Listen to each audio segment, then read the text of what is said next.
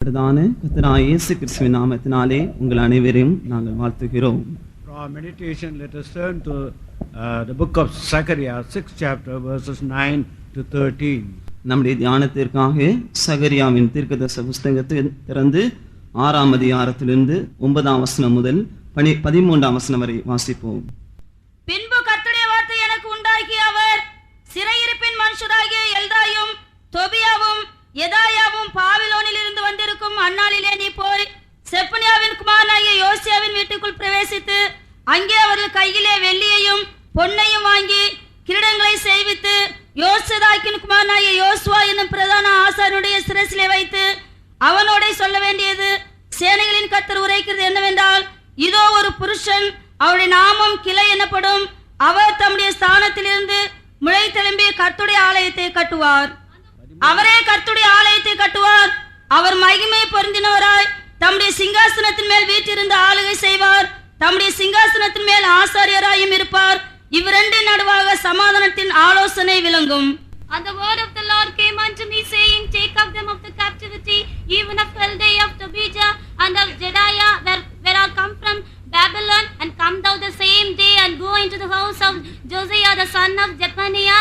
Then take silver and gold, and make crowns, and set them upon the head of Joshua the son of Jodet, the high priest, and speak unto him, saying, Thus speaketh the Lord of hosts, saying, Behold the man whose name is the branch, and he shall grow up out of the place, and he shall build the temple of the Lord, even he shall build the temple of the Lord, and he shall bear the glory, and shall sit and rule upon his throne, and he shall be a priest upon his throne, and the counsel of peace shall be between them both. Praise the Lord. கர்த்தருக்கு ஸ்தோத்திரம். Here we find God's plan to bring about peace in the world and in the future. இந்த இடத்தில் வாசிக்கிறதான நேரத்தில் நம்முடைய தேவனானவர் எவ்விதமாக ஜனத்தின் மத்தியிலும் எதிர்காலத்திலும் சமாதானத்தை கொண்டு வருகிறார் என்கிறதான ஒரு திட்டத்தை குறித்து நாம் இங்கு படிக்கிறோம். In English, the word is counsel of peace. இங்கு ஆங்கிலத்திலே தேவனுடைய ஆலோசனை என்று சொல்லப்பட்டிருக்கிறது. The word actually means it's an agreement or arrangement or a plan of God regarding peace that to be brought in the world. இல்லாவிட்டால் இதனுடைய குறிக்கோள் என்னவென்றால் தேவனுடைய ஒரு ஒப்பந்தம், ஒரு கைப்பாடு, எவ்விதமாக உலகத்திலே தேவ சமாதானத்தை கொண்டு வர வேண்டும் என்பது குறித்து நாம் இங்கு படிக்கிறோம். You look at the whole world is longing some type of peace.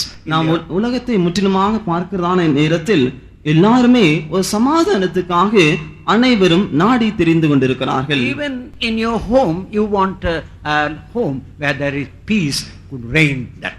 நாம் நம்முடைய வீட்டை கூட எடுத்து பார்ப்போம் என்றால் நம்முடைய வீட்டிலும் கூட தேவனுடைய சமாதானம் ஆளுகை செய்ய வேண்டும் என்கிறதை குறித்து நாம் பார்க்கிறோம். Wherever you go, you like to have peace. That peace is the thing that you long in your life. நாம் எங்கு சென்றாலும் சமாதானம் தான் எனக்கு தேவை என்று சமாதானத்தை குறித்து நாம் அதிகமாக வாஞ்சித்து நாம் தவித்துக் கொண்டு காணப்படுவோம். The word peace in Hebrew language has got two meanings. அந்த சமாதானம் என்கிறதான பதத்துக்கு என்கிறதான வார்த்தைக்கு எபிரேய பாஷையிலே ரெண்டு சொல் அர்த்தங்கள் காணப்படுகிறது. One is shalom. அதுக்கு ஒரு அர்த்தம் Shalom. That means complete wholeness, everything beautifully what you call filled. முற்றிலுமாக, அதாவது எல்லாமே முற்றிலுமாக நிரப்பப்பட்டு இருக்கிறதான அனுபவத்தை குறித்து அது காண்பிக்கிறது. In one word, wholeness. Everywhere you go, there is everything whole, completely filled. அது முற்றிலுமாக ஒரு வெறுமை இல்லாமல் எல்லாமே அதற்குள்ளாக அடங்கி இருக்கத்தக்கதாக முற்றிலும் நிரப்பப்பட்டதான ஒரு வார்த்தையாக அது காணப்படுகிறது. This particular word is used in Nahum, 1st chapter, 15th verse. இந்த குறிக்கப்பட்டதான வசனம் நாகும் 1ஆம் அதிகாரத்தின் 15ஆம் வசனத்தில் சொல்லப்பட்டிருக்கிறது. இதோ சமாதானத்தை கூறுகிற சுவிசேஷனுடைய கால்கள் மலைகளின் மேல் வருகிறது. யூதாவே, உன் பண்டிகைகளை ஆசரி, உன் பொருத்தனைகளை செலுத்து. துஷ்டன் இனி உன் வழியாய் கடந்து வருவதில்லை, அவன் முழுவதும் சங்கரிக்கப்பட்டான். Behold upon the mountains the feet of him that bringeth good tidings, that publisheth peace, O Judah. Keep thy solemn face, perform thy vows, for the wicked shall no more pass through thee, he is utterly cut off. Here that word, particular word peace, has got that meaning shalom. God wants to bring about wholeness or complete blessing in your land or in your life. இந்த குறிக்கப்பட்டதான இடத்திலே சமாதானத்தை குறித்து Shalom என்கிறதான வார்த்தையிலே சொல்லப்பட்டிருக்கிறது. அதன் அர்த்தம் என்னவென்றால், உங்களுடைய எல்லா இடத்திலும், உங்களுடைய வீட்டிலும், உங்களுடைய எல்லா இடத்திலும் தேவன் முற்றிலுமான சமாதானத்தை தேவன் தரும்படியாக வாஞ்சிக்கிறார். And in Luke's Gospel, 1st chapter, லூக்கா புஸ்தகம் 1ஆம் அதிகாரம், we find another meaning of that word peace. சமாதானத்துக்கு இன்னொரு அர்த்தத்தை நாம் அங்கு படிக்கிறோம். Verse 79. 79ஆம் வசனம். நம்முடைய கால்களை சமாதானத்தின் வழியிலே நடத்தவும் அவ்விரக்கத்தினாலே உன்னதத்திலிருந்து தோன்றிய அருணோதயம் நம்மை சந்தித்திருக்கிறது என்றான். To give light to them that sit in darkness and in the shadow of death, to guide our feet into the way of peace. This word erin means state of rest. That means God wants to bring you a place of rest in your life. இந்த இடத்திலே அருணோதயம் என்று சொல்லப்பட்டிருக்கிற இடத்திலே தேவன் முற்றிலுமான ஒரு சமாதானத்துக்குள்ளாக தேவன் நம்மை கொண்டு வந்து சேர்க்கும்படியாக வாஞ்சிக்கிறார் என்று தான் So the சொல்லப்பட்டிருக்கிறது. word peace has got two meanings. அந்த சமாதானம் என்கிறதான இந்த அர்த்தத்துக்கு ரெண்டு அர்த்தங்கள் காணப்படுகிறது. One is complete or a whole blessing. முதலாவதாக முற்றிலுமாக தேவன் முற்றிலும் நிரப்பப்பட்டதான ஒரு சமாதானத்தை தருகிறார். Second, God wants to bring you to a state where peace can rule in that place. இரண்டாவதாக நம்முடைய ஜீவிதத்தில் சமாதானம் நின்று ஆளுகை செய்கிறதான ஒரு இடத்திலே தேவன் நம்மை கொண்டு வந்து சேர்க்கிறார். God's desire that you should have peace in your inner soul. தேவன் உங்களுடைய உள்ளான ஆத்மாவிலே சமாதானம் வேண்டும் என்று அவர் வாஞ்சிக்கிறார். And he desired that there must be peace or wholeness or health in your body. அது மாத்திரமல்ல, உங்களுடைய சரீரத்திலும் முற்றிலுமான ஒரு சமாதானம் ஒரு தேவை என்று தேவன் வாஞ்சிக்கிறார். And in your spirit also you need a rest. உங்களுடைய ஆவியிலும் கூட ஒரு இளைப்பாறுதல் தேவை என்பதை தேவன் அறிந்திருக்கிறார். And lastly, he wants you to bring you to a not only a temporary state of peace but eternal state of peace. கடைசியாக ஒரு தற்காலிகமான சமாதானத்துக்கு மாத்திரம் கொண்டாராமல் தேவன் ஒரு நித்தியமான சமாதானத்துக்குள்ளாக கொண்டு வரும்படியாக தேவன் வாஞ்சிக்கிறார். If this has to be accomplished in your life and in the whole world, இந்த காரியங்கள், இந்த சமாதானம் உங்களுடைய ஜீவிதத்திலும் முற்றிலும் இருக்கிறதான முழு உலகத்திலும் இது நிரப்பப்பட வேண்டும் என்றால் there are two important ministries have to be accomplished. அதற்காக ரெண்டு முக்கியமான ஊழியங்கள் செயல்படுத்தப்பட வேண்டியதா இருக்கிறது. One, the ministry of a priest, the other, the ministry of a king or a ruling. முதலாவது ஒரு ஆசாரியன் செய்ய வேண்டியதான ஊழியம், மற்றொன்று ஒரு ராஜா இல்லாவிட்டால் ஒரு ஆளுகை செய்கிறதான ஒரு மனுஷன் செய்ய வேண்டியதான ஒரு ஊழியம். See, a person must come, he must be a priest and he must be a king, and that person will be able to give you wholeness and a state of rest in your life. ஒரு மனுஷன் தோன்றி வந்து அவர் ஆசாரியனாகவும் ஒரு ராஜாவாகவும் இருந்து அவர் தோன்றியது மூலமாக தான் உங்களுடைய ஜீவிதத்திலே அவர் முற்றிலுமான சமாதானத்தையும் இளைப்பாறுதலையும் அவர் கொண்டு வர முடியும். Of course, in the world they try to bring peace by so many other means. ஆனாலும் உலகத்தை நோக்கி பார்க்கதான வேளையில் பல விதத்திலே சமாதானத்தை கொண்டு வரும்படியாக அவர்கள் முயற்சி செய்கிறார்கள். But God's plan is to appoint a man who will be a priest and who will be a king, and through him you will have that whole peace in your life. ஆனாலும் தேவனுடைய நோக்கம் எப்படி இருக்கிறது என்றால், ஒரு மனுஷனை உருவாக்கி ஒரு மனுஷனை தோன்றுவித்து அவன் ஒரு ஆசாரியனாகவும் அவன் ஒரு ராஜாவாக திகழ்ந்து அவன் மூலமாக முற்றிலுமான சமாதானத்தை பூமிக்கு கொண்டு வரும்படியாக தான் தேவனுடைய நோக்கமாய் காணப்படுகிறது. In these days we will find out the person. Who is that person whom God appointed that he may be a priest as well as a king to bring about that peace? இந்த நாட்களில் தேவன் இவ்விதமாக ஒரு சமாதானத்தை தருகிறதான ஒரு ராஜாவாகவும் ஒரு ஆசாரியமாக இருந்து ஒரு மனுஷனை நியமித்தார். அந்த மனுஷனை குறித்து இந்த நாட்களில் நாம் பார்க்கலாம். Now, first of all, if the peace has to be experienced in your life, இந்த சமாதானமானது முதலாவது நம்முடைய ஜீவிதத்திலே ஸ்தாபிக்கப்பட வேண்டும் என்றால் you must have a life abiding in God. உங்களுக்கு தேவனுக்குள்ளாக தரித்திருக்கிறதான ஜீவியத்தை உடையவர்களாக நீங்கள் காணப்பட வேண்டும். In Isaiah chapter 26 verse 3 we find, ஏசாயா தீர்க்கதரிசி புத்தகத்தின் 26ஆம் அதிகாரத்தின் 3ஆம் வசனத்தை வாசிக்கிறதான வேளையில், உம்மை உறுதியாய் பற்றிக் கொண்ட மனதை உடையவன் உம்மையே நம்பியிருக்கிறபடியால் நீர் அவனை பூரண சமாதானத்துடன் காத்துக்கொள்வீர். Thou wilt keep him in perfect peace, whose mind is stayed on thee, because he trusteth in thee. Now the mind, note the word in English, whose mind is stayed on thee. ஆங்கிலத்திலே உம்மை உறுதியாக பற்றிக்கொண்ட மனதை உடையவன் என்று I சொல்லப்பட்டிருக்கிறது. will explain it. Now I am coming from Rajasthan.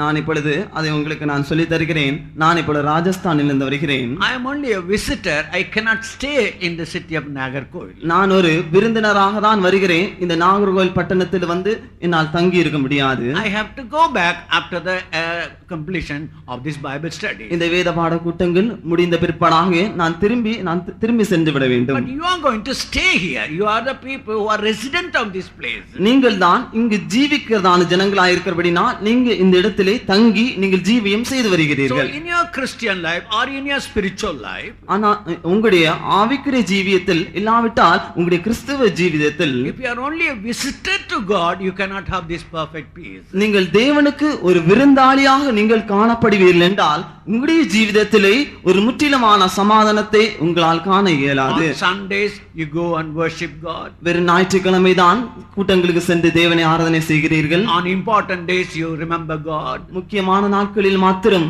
தேவனை குறித்து நீங்கள் தியானிக்கிறீர்கள். Whenever you need prayer, whenever you need answer to prayer, you come to God. உங்களுக்கு எப்பொழுதெல்லாம் ஜெபம் தேவைப்படும் இல்லாவிட்டால் ஜெபம் அவசியமா இருக்கிறதோ அந்த நாட்களில் மாத்திரம் தேவ சமூகத்துக்கு வந்து சேர்வீர்கள். Afterwards you forget God and go back to your own life. அதற்கு பிற்பாடாக தேவனை மறந்துவிட்டு உங்களுடைய சொந்த ஜீவியத்தை பார்க்கும்படியாக திரும்பி சென்று விடுவீர்கள். Then you cannot experience this peace. அப்படி இருப்பீர்கள் என்றால் இந்த மெய்யான சமாதானத்தை உங்களால் அனுபவிக்க முடியாது. You must come to God and reside or stay in God. நீங்கள் தேவனிடத்தில் வந்து தேவனுக்குள்ளாக நீங்கள் தங்கி நீங்கள் ஜீவியம் செய்ய வேண்டும். So in these 4 days you will be hearing how to come to God and how to stay in God. இந்த 4 நாட்களிலும் எவ்விதமாக தேவனிடத்தில் வந்து சேரும்படியாகவும் எவ்விதமாக தேவனுக்குள்ளாக தங்கி ஜீவிக்க வேண்டும் என்பதை குறித்து நாம் படிக்க போகிறோம். Some months back we had a convention in Calcutta. சில மாதங்கள் முன்பாக கல்கட்டாவில் நமக்கு ஒரு கன்வென்ஷன் நடைபெற்றது. And that convention was held in a CNI church compound. அந்த கன்வென்ஷன் ஆனது ஒரு CNI ஒரு சர்ச் காம்பவுண்டுக்குள்ளாக தான் அது கன்வென்ஷன் நடத்தப்பட்டது. Church was there and the bishop's house was there and parish house, everything was there.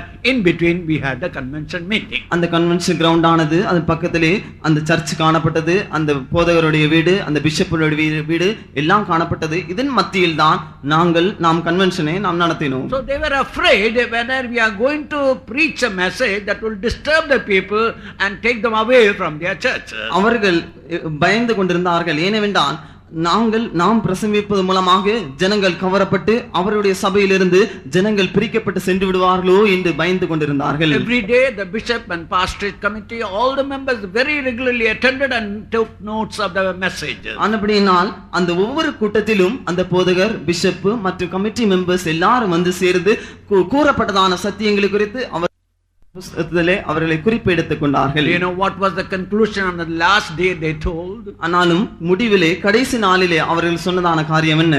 These people never called us to them. They never called us, come to us.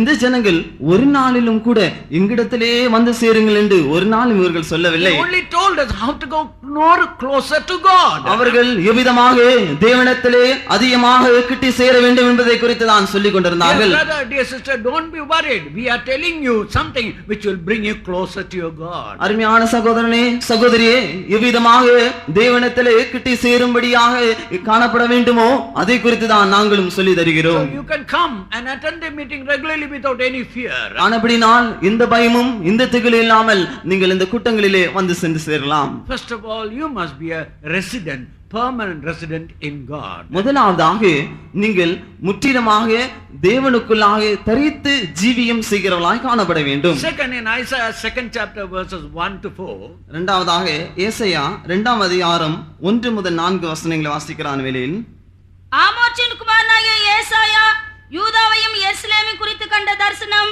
கடைசி நாட்களில் கர்த்தருடைய ஆலயமாகிய பர்வதங்களின் கொடுமுடியில் ஸ்தாபிக்கப்பட்டு மலைகளுக்கு மேலாய் உயர்த்தப்படும். எல்லா ஜாதிகளும் அதற்கு ஓடி வருவார்கள். திரளான ஜனங்கள் புறப்பட்டு வந்து நாம் கர்த்தரின் பர்வதத்துக்கும் யாக்கோபின் தேவனுடைய ஆலயத்துக்கும் போவோம் வாருங்கள். அவர் தமது வழிகளை நமக்கு போதிப்பார். நாம் அவர் பாதைகளில் நடப்போம் என்பார்கள். ஏனெனில் சியோனிலிருந்து வேதமும் எருசலேமிலிருந்து கர்த்தரின் வசனமும் வெளிப்படும். அவர் ஜாதிகளுக்குள் நியாயம் தீர்த்து திரளான ஜனங்களை கடிந்து கொள்வார். அப்பொழுது அவர்கள் தங்கள் பட்டயங்களை மண்வெட்டிகளாகவும் தங்கள் ஈட்டிகளை அரிவாள்களாகவும் அடிப்பார்கள். ஜாதிக்கு விரோதமாய் ஜாதி பட்டயம் எடுப்பதில்லை, இனி அவர்கள் யுத்தத்தை கற்பதும் இல்லை. The word that Isaiah the son of Amos saw concerning Judah and Jerusalem, and it shall come to pass in the last days that the mountain of the Lord's house shall be established in the top of the mountains, and shall be exalted above the hills, and all nations shall flow unto it. And many people shall go and say, Come ye, and let us go up to the mountain of the Lord, to the house of the God of Jacob, and he will teach us of his ways, and he will walk in his paths. For out of Zion shall go forth the law, and the word of the Lord from Jerusalem, and he shall judge among the nations, and shall rebuke many people, and they shall be their swords into plowshares, and their spears into running hooks. Nations shall not lift up swords against nations, neither shall they learn war anymore. Neither shall they learn war anymore. இனி அவர்கள் யுத்தத்தை கற்பதும் இல்லை. Now today, every nation, the main expenditure is on the defense budget, defense category. இந்த நாட்களில் பார்க்கதான நேரத்தில் எல்லா நாட்டிலும் நாம் பார்க்கதான நேரத்தில் அவருடைய அதிகமான பணத்தையும் தங்களுடைய படை வீரர்களுக்காக தான் அவர்கள் செலவழித்து வருகிறார்கள். They are training people, they are spending thousands and thousands of rupees to kill one another. அவர்கள் ஆயிரக்கணக்கான பணத்தை ஒருவருக்கொருவர் யுத்தம் செய்து கொலை செய்யும்படியாதான் இந்த பணத்தை அவர்கள் செலவழித்து வருகிறார்கள். But a state of a kingdom is going to come in this world where people will never more learn war. ஆனாலும் இந்த பூமியிலே ஒரு ராஜ்யம் வரப்போகிறது. அந்த ராஜ்யத்தில் அவர்கள் யுத்தத்தை கற்பிக்காத ஒரு ராஜ்யமாக அந்த ராஜ்யம் காணப்படும். So while you are here, you can rest, experience peace in God. நீங்கள் இவ்விடத்தில் தரிக்கிறதான நேரத்தில் தேவனுக்குள்ளாக ஒரு முற்றிலுமான சமாதானத்தை உங்களால் கண்டடைய முடியும். And then you can prepare yourself for a kingdom, for a state where peace will be there, no more war. அதுக்கு பிற்பாடாக இந்த இடத்திலிருந்து ஆயத்தமாகி கொண்டு முற்றிலுமாக தேவனுடைய ராஜ்யத்தில் எந்த விதமான யுத்தமோ எந்த விதமான சமாதான அற்றதான நிலவரம் இல்லாத ஒரு நல்ல ஒரு சமாதானம் உள்ள தேசத்துக்கு நம்மால் கடந்து செல்ல முடியும். So that this study on peace will divide it in 4 aspects. அப்படினா இந்த சமாதானத்தை குறித்துதான வேத பாடத்தை 4 விதமாக நாம் பிரிக்கலாம். Shalom on your soul, at peace in your soul. Shalom என்பது நம்முடைய ஆத்துமாவில் இருக்கிறதான சமாதானத்தை இது காண்பிக்கிறது. Second, shalom in your body, peace in your body. இரண்டாவதாக ஷாலோம் சமாதானம் உங்களுடைய சரீரத்துக்குள்ளான சமாதானம். Third, shalom in your spirit, your spirit must enjoy that peace. மூன்றாவதாக உங்களுடைய ஆவியிலே சமாதானம், உங்களுடைய ஆவியானது சமாதானத்துக்குள்ளாக அது இளைப்பாற வேண்டும். And lastly, an eternal kingdom where peace will be the main, what you call, center theme. கடைசியாக ஒரு சமாதானத்தின் ராஜ்யம், அந்த ராஜ்யத்தினுடைய மைய பொருள் சமாதானமாக இது காணப்படும். Now to bring about that peace, religion is very essential. அப்படினா இந்த சமாதானத்தை கொண்டு வரும்படியாக மதம் மிக முக்கியமான ஒரு காரியத்தை எடுத்துக்கொள்கிறது. The word religion, that word religion has got 2 meanings. இந்த மதம் என்கிறதான இந்த வார்த்தைக்கு 2 அர்த்தங்கள் காணப்படுகிறது. That is, one is lig, the other is leg. ஒன்று லிக் என்றும் மற்றொன்று லெக் என்றும் காணப்படுகிறது. The word lig means to bind yourself with God. முதலாவது லிக் என்பது நாம் தேவனோடு கூட நாம் ஒன்றாக கட்டி இணைக்கிறது அது காண்பிக்கிறது. The leg, leg means to observe statutes and rules and regulations to please your God. இரண்டாவதாக அந்த லெக் என்பது தேவனுடைய நியாய பிரமாணங்களையும் தேவனுடைய மற்ற எல்லா கற்பனைகளும் தேவனுக்கு நாம் ஒழுங்காக நாம் அதை கடைபிடித்து தேவனுக்கு பிரியமாக நடப்பதை அது காண்பிக்கிறது. In short, if you follow a religion, that religion must bring you closer to your God. முதலாவதாக நாம் ஒரு மதத்தை நாம் பின்பற்றுவோம் என்றால் அந்த மதமானது நம்மை தேவனிடத்திலே கிட்டி சேர்க்கிறதான ஒரு அனுபவத்தை உடையதாக காணப்பட வேண்டும். And that religion must help you to observe all the commandments of God. இரண்டாவதாக அந்த மதமானது தேவனுடைய சகலவிதமான கற்பனைகளையும் கடைபிடிக்கும்படியாக நமக்கு உதவி செய்ய வேண்டும். But practically, if you look around the world, people are following religion, but they have nothing to do with their own God. நாம் முழு உலகத்தையும் பார்க்கிறதான வேளையில் மனுஷர்கள் பலவிதமான மதத்தை அவர்கள் நாடி சேர்ந்து அதை பின்பற்றுகிறார்கள். ஆனாலும் அவர்கள் மெய்யான தேவனிடத்திலே வந்து சேர முடியாமல் காணப்பட்டு வருகிறார்கள். Last month we had some series of meeting in Kalpakkam in the atomic power project. கடந்த நாட்களிலே கல்பாக்கம் என்கிற இடத்திலே நம்முடைய அந்த அட்டாமிக் பவர் ஸ்டேஷன் இருக்கிறான இடத்திலே தொடர்ந்து சில கூட்டங்களை நடத்தினோம். When people attended on the second day of the meeting, ஜனங்கள் இரண்டாம் நாளின் கூட்டத்திலே பங்கு பெற்றதான வேளையில் they told, we ourselves are thinking we are worshipping God, but we ourselves do not know who our God is. நாங்கள் தேவனை ஆராதனை செய்து வருகிறோம், ஆனாலும் இந்த மெய்யான தேவன் யார் என்று நாங்கள் அறியாமல் நாங்கள் காணப்பட்டு வருகிறோம் என்று We are சொல்கிறார்கள். worshipping, we are going to temple, we are going to church, but we ourselves do not know who that God is. நாங்கள் ஆராதனை செய்கிறோம், தேவாலயங்களுக்கு கடந்து செல்கிறோம், மற்றும் மத இருக்கிறதான இடங்களுக்கும் கடந்து செல்கிறோம், ஆனாலும் மெய்யான தேவன் யார் என்பதை அறியாமல் நாங்கள் காணப்பட்டு வருகிறோம். Dear brother, dear sister, many of you follow religion without any close experience with your God. அருமையான சகோதரனே சகோதரியே, நீங்களும் மதத்தை நாடி அதை பின்பற்றி செல்கிறீர்கள், ஆனாலும் தேவனுக்கும் உங்களுக்கும் இடையே நெருக்கமான ஐக்கியம் இல்லாமல் தொடர்ந்து உங்களுடைய ஜீவியத்தை செய்து வருகிறீர்கள். Secondly, you follow religion, but you are not following all the rules and regulations of the religion. இரண்டாவதாக மதத்தை நீங்கள் பின்பற்றி வருகிறீர்கள், ஆனாலும் அந்த மதத்தில் இருக்கிறதான சகல விதமான நியாயங்களும் கற்பனைகளும் பின்பற்றாமல் நீங்கள் காணப்பட்டு வருகிறீர்கள். That's why communists thought this religion is a opium of the masses. That means religious leaders brought a kind of opium to the poor people. அப்படினால் தான் மதம் கம்யூனிஸ்ட் ஜனங்கள் கூறுகிறது என்னவென்றால், மதம் தான் மக்கள் மத்தியிலே ஒரு முக்கியமான அபிப்பிராயத்தை கொண்டு வருகிறது என்பது குறித்து சொன்னார்கள். ஒரு அபின் போல அபின் கஞ்சாடி கஞ்சா போல இந்த மதம் தான் ஜனங்கள் மத்தியிலே கொண்டு வருகிறது என்று சொன்னார்கள். மார்க்க நேதாக்கள் ஜனத்துக்கு ஒரு அபின் கொடுத்தது போல, that religion is not for to bring them, it is only like an opium for the people. மதமானது ஜனங்களுக்கு வெறும் கஞ்சாவை கொடுப்பது போலதான் இந்த மதம் ஜனங்களுக்கு கொடுத்ததாக That's why they don't want any religion in their country. ஆனபடியால் தான் கம்யூனிஸ்ட் தேசங்களிலே அவர்கள் எந்த விதமான மதமும் ஜனங்கள் பின்பற்றக்கூடாது என்பதை குறித்து சொல்கிறார்கள். Secondly, they said this religion always divides people. இரண்டாவதாக இந்த மதம் ஜனங்களை துண்டு துண்டாக பிரிக்கிறது என்பதை குறித்து சொல்கிறார்கள். So we don't want that religion. ஆனபடியால் தான் எங்களுக்கு இப்படிப்பட்டதான மதம் தேவையில்லை என்று சொல்கிறார்கள். And the intellectual people, those who have studied, oh, this religion is not for us, it is only for the old people who are about to die, let them think about religion. படிப்பறிவுள்ளதான கல்விமான்கள் நினைக்கிறது என்னவென்றால், இந்த மதம் ஒன்று நமக்கு தேவையில்லை, வயசாகி கடைசி காலத்தில் காணப்படுகிறார்கள் அல்லவோ, அப்படிப்பட்டதான வயதானவர்களுக்கு தான் இந்த மதம் தேவை என்பதை குறித்து அவர்கள் சொல்லி வருகிறார்கள். But in October 1991, ஆனாலும் அக்டோபர் 1991 வருடத்தில் the vice chairman of the KGB, a Russia spy organization, ரஷ்யாவில் இருக்கிறதான அந்த ஸ்பை ஆர்கனைசேஷன் உள்ள வைஸ் சான்சலர் சொன்னார், vice chairman, வைஸ் சேர்மன் சொன்னது என்னவென்றால், we thought the religion is dividing people, நாங்கள் நினைத்தோம் மதம் ஜனங்களை பிரிக்கிறது என்று, but now we know God's love unites people together. ஆனாலும் தேவனுடைய அன்பானது ஜனங்களை ஒன்றாக சேர்க்கிறது என்பதை குறித்து நாங்கள் இப்பொழுது விளங்கிக் கொள்கிறோம். After 80 years they are now opening the doors, come and teach us about God in our own country. 80 வருடங்களுக்கு பிற்பாடாக இப்பொழுது அவர்கள் வாசல்களை திறந்து எங்களுடைய தேசத்துக்குள்ளா வந்து தேவனை குறித்தும் தேவனுடைய ராஜ்யத்தை குறித்தும் எங்கள் மத்தியிலே பிரசங்கியுங்கள் என்று அவர் சொல்கிறார்கள். Dear brother, dear sister, if you want peace, you cannot shun religion, you cannot shun God and get peace from your own point of view. அருமையான சகோதரனே சகோதரியே, உன்னுடைய ஜீவிதத்திலே உனக்கு சமாதானம் தேவை என்றால் தேவனை விட்டுவிட்டு தேவனை விலக்கி வைத்துவிட்டு நீ உண்மையான சமாதானத்தை உன்னால் பெற்றுக்கொள்ள முடியாது. That is what many of the political leaders are trying to bring about.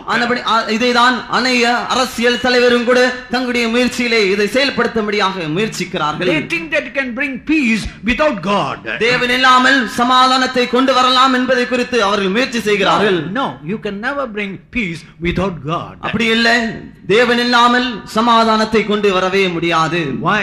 ஏன்? When Jesus was born into the world, இயேசு கிறிஸ்து பூமியிலே பிறந்ததான நேரத்தில், in Luke's Gospel 2nd chapter 14th verse we read, லூக்கா 2ஆம் அதிகாரத்தின் 14ஆம் வசனத்தில் வாசிக்கிறான வேளையில், the angels told peace to all mankind. அந்த தூதர்கள் வந்து முழு ஜனங்களுக்கும் சமாதானம் என்று சொன்னார்கள். In Isaiah 9th chapter verse 6 we read, ஏசாயா 9ஆம் அதிகாரத்தின் 6ஆம் வசனத்தில் வாசிக்கிற வேளையில், we had one name for Jesus Christ. ஆண்டவராகிய இயேசு கிறிஸ்து ஒரு வார்த்தை அங்கு காணப்படுகிறது. What is that name? அந்த நாமம் என்ன? It's a Prince of Peace. அவர் சமாதானத்தின் பிரபு.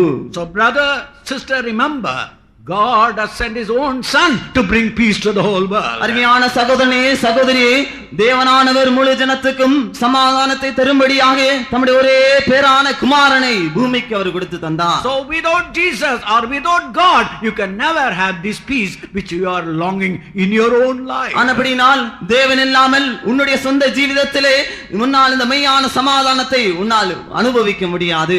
Now, when this vice chairman of the KGP told this particular word, அந்த KGP-ல இருக்கிறதான இந்த வைஸ் சேர்மன் இந்த வார்த்தையை அவர் சொன்னதான வேளையில் all were surprised. எல்லாரும் ஆச்சரியம் அடைந்தார்கள். How can a communist party leader can say like this? எவ்விதமான ஒரு கம்யூனிஸ்ட் தலைவர் இவ்விதமான வார்த்தைகளை ஜனங்கள் மத்தியில் உரைப்பார் என்று. Because he had seen it, that religion is the only thing that can bring people together. மதம்தான் ஜனங்களை ஒன்றாக சேர்க்கும் என்பதை அவர் தன்னுடைய சொந்த கண்களால் கண்டதான மனுஷனாய் இருக்கிறார். He said only God, love to God can bring people together. அவர் கூறினது என்னவென்றால் தேவனுடைய அன்பு மாத்திரமே ஜனங்களை ஒன்றாக கூட்டி சேர்க்கும் என்று சொன்னார். Second, he says if you want to have that peace, if you want to come closer to God, இரண்டாவதாக உங்களுக்கு சமாதானம் தேவை என்றால் இல்லாவிட்டால் தேவனை பக்கத்தில் கிட்டி சேர்க்க வேண்டும் என்றால் you must repent for what you have done in your life, wrong things, and then come back to God. உங்களுடைய ஜீவிதத்திலே எந்தெந்த தவறான காரியங்களை நீங்கள் செய்தீர்களோ அதை குறித்து நீங்கள் மனஸ்தாபப்பட்டு மனம் திரும்பினால் மாத்திரமே தேவனிடத்திலே வந்து சேர முடியும் என்று அவர் கூறினார். In Malachi 2nd chapter verses 5 and 6 we read, மல்கியா 2ஆம் அதிகாரம் 2ஆம் அதிகாரம் 5-6 வசனங்கள். என் உடன்படிக்கை ஜீவனும் சமாதானமுமாய் இருந்தது. அது போதும். அவனோடு பண்ணின உடன்படிக்கை ஜீவனும் சமாதானமாய். In English please. My covenant was with him of life and peace. So if the peace has to be brought in your life and in the whole world, உங்களுடைய ஜீவிதத்திலும் முழு உலகத்திலும் சமாதானம் கொண்டு வரப்பட வேண்டும் என்றால் I told you a priest is needed and later a king is needed. நான் சொன்னேன் முதலாவது ஒரு ஆசாரியன் தேவை, பிற்பாடாக ஒரு ராஜாவும் அதற்கு தேவையாக இருக்கிறது. And the priest first of all experience that peace in his own life, then only he can bring peace to other people. முதலாவது இந்த ஆசாரியன் தன்னுடைய சொந்த ஜீவிதத்திலே அவன் சமாதானத்தை உடையவனாக சமாதானத்தை அனுபவிக்கிறதான மனுஷனாக இருக்க வேண்டும். அப்படி என்றால் தான் முழு மக்களுக்கும் அவனால் சமாதானத்தை அவனால் கொண்டு வர முடியும். Only such a priest can bring peace to the world. அப்படிப்பட்டதான ஒரு ஆசாரியன் தான் முழு உலகத்துக்கும் தன்னால் ஒரு சமாதானத்தை கொடுக்க முடியும். What is the first character of that priest? அந்த ஆசாரியருடைய முதலாவது சுபாவம் என்ன? He made a covenant of peace with God. அவன் தேவனோடு கூட ஒரு சமாதான உடன்படிக்கையை அவன் உண்டு பண்ணினான். In one particular meeting, the pastor was speaking about peace. ஒரு குறிக்கப்பட்டதான கூட்டத்திலே ஒரு பாஸ்டர் ஒரு சமாதானத்தை குறித்து அவர் பேசிக் கொண்டிருந்தார். At the end of the meeting, one young sister came forward for prayer. அந்த கூட்டத்தின் முடிவிலே ஒரு இளம் சகோதரி ஜெபத்துக்காக முன்பாக வந்து சேர்ந்தார்கள். Pastor, you are talking about the civil war in every man's heart. Pastor, ஒவ்வொரு மனுஷனுடைய இருதயத்திலும் நடக்கிறதான உள்நாட்டு போரை குறித்து நீங்கள் கூறினீர்கள் அல்லவா? But today I have come to you. ஆனாலும் இந்த ராத்திரி வேளையிலே நான் உங்களிடத்தில் நான் வந்து சேர்ந்திருக்கிறேன். In my heart not civil war, world war is going on. என்னுடைய இருதயத்திலே உள்நாட்டு போர் அல்ல உலக போரே நடக்கிறது என்று அவள் கூறினார். Outwardly I am all right, but inwardly the world war is going on. வெளிப்படையாக நான் சரியாக தோற்றமளிக்கிறேன், ஆனால் என்னுடைய உள்ளான ஜீவிதத்திலோ ஒரு உலக போரே நடைபெறுகிறது என்று அவள் கூறினார். Is it not so in many of your lives? உங்களுடைய அனைவருடைய ஜீவிதத்திலும் கூட இவ்விதமாக அல்லவா நடக்கிறது? Outside you are all right, inside there's a great struggle is going on. வெளிப்படையாக ஒரு சரியான மனுஷனாக தோற்றமளிக்கிறீர்கள், ஆனால் உள்ளான ஜீவிதத்திலோ அதிகமான போராட்டத்தை சகிக்கிறவர்களாய் காணப்படுகிறீர்கள். If that peace has to be experienced in your soul, உங்களுடைய ஆத்மாவில் இந்த சமாதானம் அனுபவம் தரிக்க வேண்டும் என்றால் you have to follow the steps by which God has ordained. Then only you can have that peace. தேவன் நியமித்திருக்கிறான படிகளை நாம் பின்பற்றி செல்வோம் என்றால் தான் நம்முடைய ஜீவிதத்தில் இந்த சமாதானத்தை நம்மால் பெற்றுக்கொள்ள முடியும். In Isaiah 48 chapter verse 22 we read, ஏசாயா 48ஆம் அதிகாரம் 22ஆம் வசனத்தில் வாசிக்கிற வேளையில் the wicked has no peace in this world. துன்மார்க்கனுக்கு இந்த பூமியில் சமாதானம் இல்லவே இல்லை. Look at a wicked man, look at a man who lives in sin. பாவத்தில் ஜீவிக்கிறதான ஒரு மனுஷனை நோக்கி பாருங்கள். துன்மார்க்கமான ஒரு மனுஷனை நாம் பார்க்கிறதான வேளையில் In the heart of heart he had no peace. அவனுடைய உள்ளான இருதயத்திலே அவனுக்கு எந்த விதமான சமாதானமும் இல்லாமல் அவன் ஜீவித்து வருகிறான். Sin always divides. Sin always robs the peace in your heart. எப்பொழுதுமே இந்த பாவம் ஒரு மனுஷனுடைய இதயத்தில் இருக்கிற சமாதானத்தை அது பிடுங்கி திருடி செல்கிறது. What do you mean by sin? பாவம் என்றால் என்ன? This word sin has got a special meaning. இந்த பாவத்துக்கு ஒரு விசேஷித்த ஒரு அர்த்தம் காணப்படுகிறது. Sin means missing the mark. பாவம் என்னவென்றால் குறிக்கோளிலிருந்து தவறி செல்வதாகும். For example, for a student wants to score 95 or 99% of marks in examination. எடுத்துக்காட்டாக ஒரு பையனுக்கு ஒரு மாணவனுக்கு தன்னுடைய பள்ளி படிப்பில் 95 இல்லாவிட்டால் 96% மார்க் அவன் பெற்றுக்கொள்ள வாஞ்சித்தான் He என்றால் studies very hard, ultimately he gets only 80% of marks. அவன் அதிகமாக கடின உழைப்போடு கூட அவன் படித்தாலும் கடைசியிலே அவன் 80% மார்க் தான் பெற்றுக்கொள்கிறான். I lost. I could not come up to the target. ஐயோ, நான் இழந்து போனேன். நான் வைத்ததான குறிக்கோளில் நான் வந்து சேரவில்லையே. Suppose you are working in an office. நீங்கள் ஒரு வேலை ஸ்தலத்திலே ஒரு அலுவலகத்திலே நீங்கள் வேலை செய்து கொண்டிருக்கிறீர்கள். You have got a target. I must come to a place. I must have 4-figure salary or 5-figure salary. நான் நல்ல ஒரு எனக்கு ப்ரமோஷன் ஆகி நல்ல ஒரு இடத்தில் வந்து நான் அதிகமான பணத்தை நான் பெற வேண்டும். 1000 ரூபாய் சம்பளம் 10000 ரூபாய் சம்பளத்துக்கு வரணும். நான் 1000 ரூபாய் சம்பளத்துக்கும் 10000 ரூபாய் சம்பளத்துக்கு வர வேண்டும் என்று வாஞ்சிப்போம். But you are serving in that office for nearly 20 years, hardly you get 800 or 900 rupees. நீங்கள் நீண்ட 20 வருடமாக அந்த அலுவலகத்திலே வேலை செய்து கொண்டு வருகிறீர்கள். ஆனாலும் 800 ரூபாய் இல்ல 1000 ரூபாய் தான் சம்பளத்தை பெற்று 1000 ரூபாய்க்கு வர்றது இல்ல, 900 தான். 900 ரூபாய்க்கு தான் வந்து சேர்க்கிறோம். You are all the time feeling, oh, I am not come up to that mark. எப்பொழுதுமே ஐயோ, நான் வைத்ததான இலக்கில் நான் வந்து சேரவில்லையே என்று நாம் தவித்துக் கொண்டிருப்போம். When you watch a cricket match, ஒரு கிரிக்கெட் மேட்ச் விளையாட்டை நாம் பார்த்து கொண்டிருக்கிறான வேளையில் you look at your favorite batsman hitting.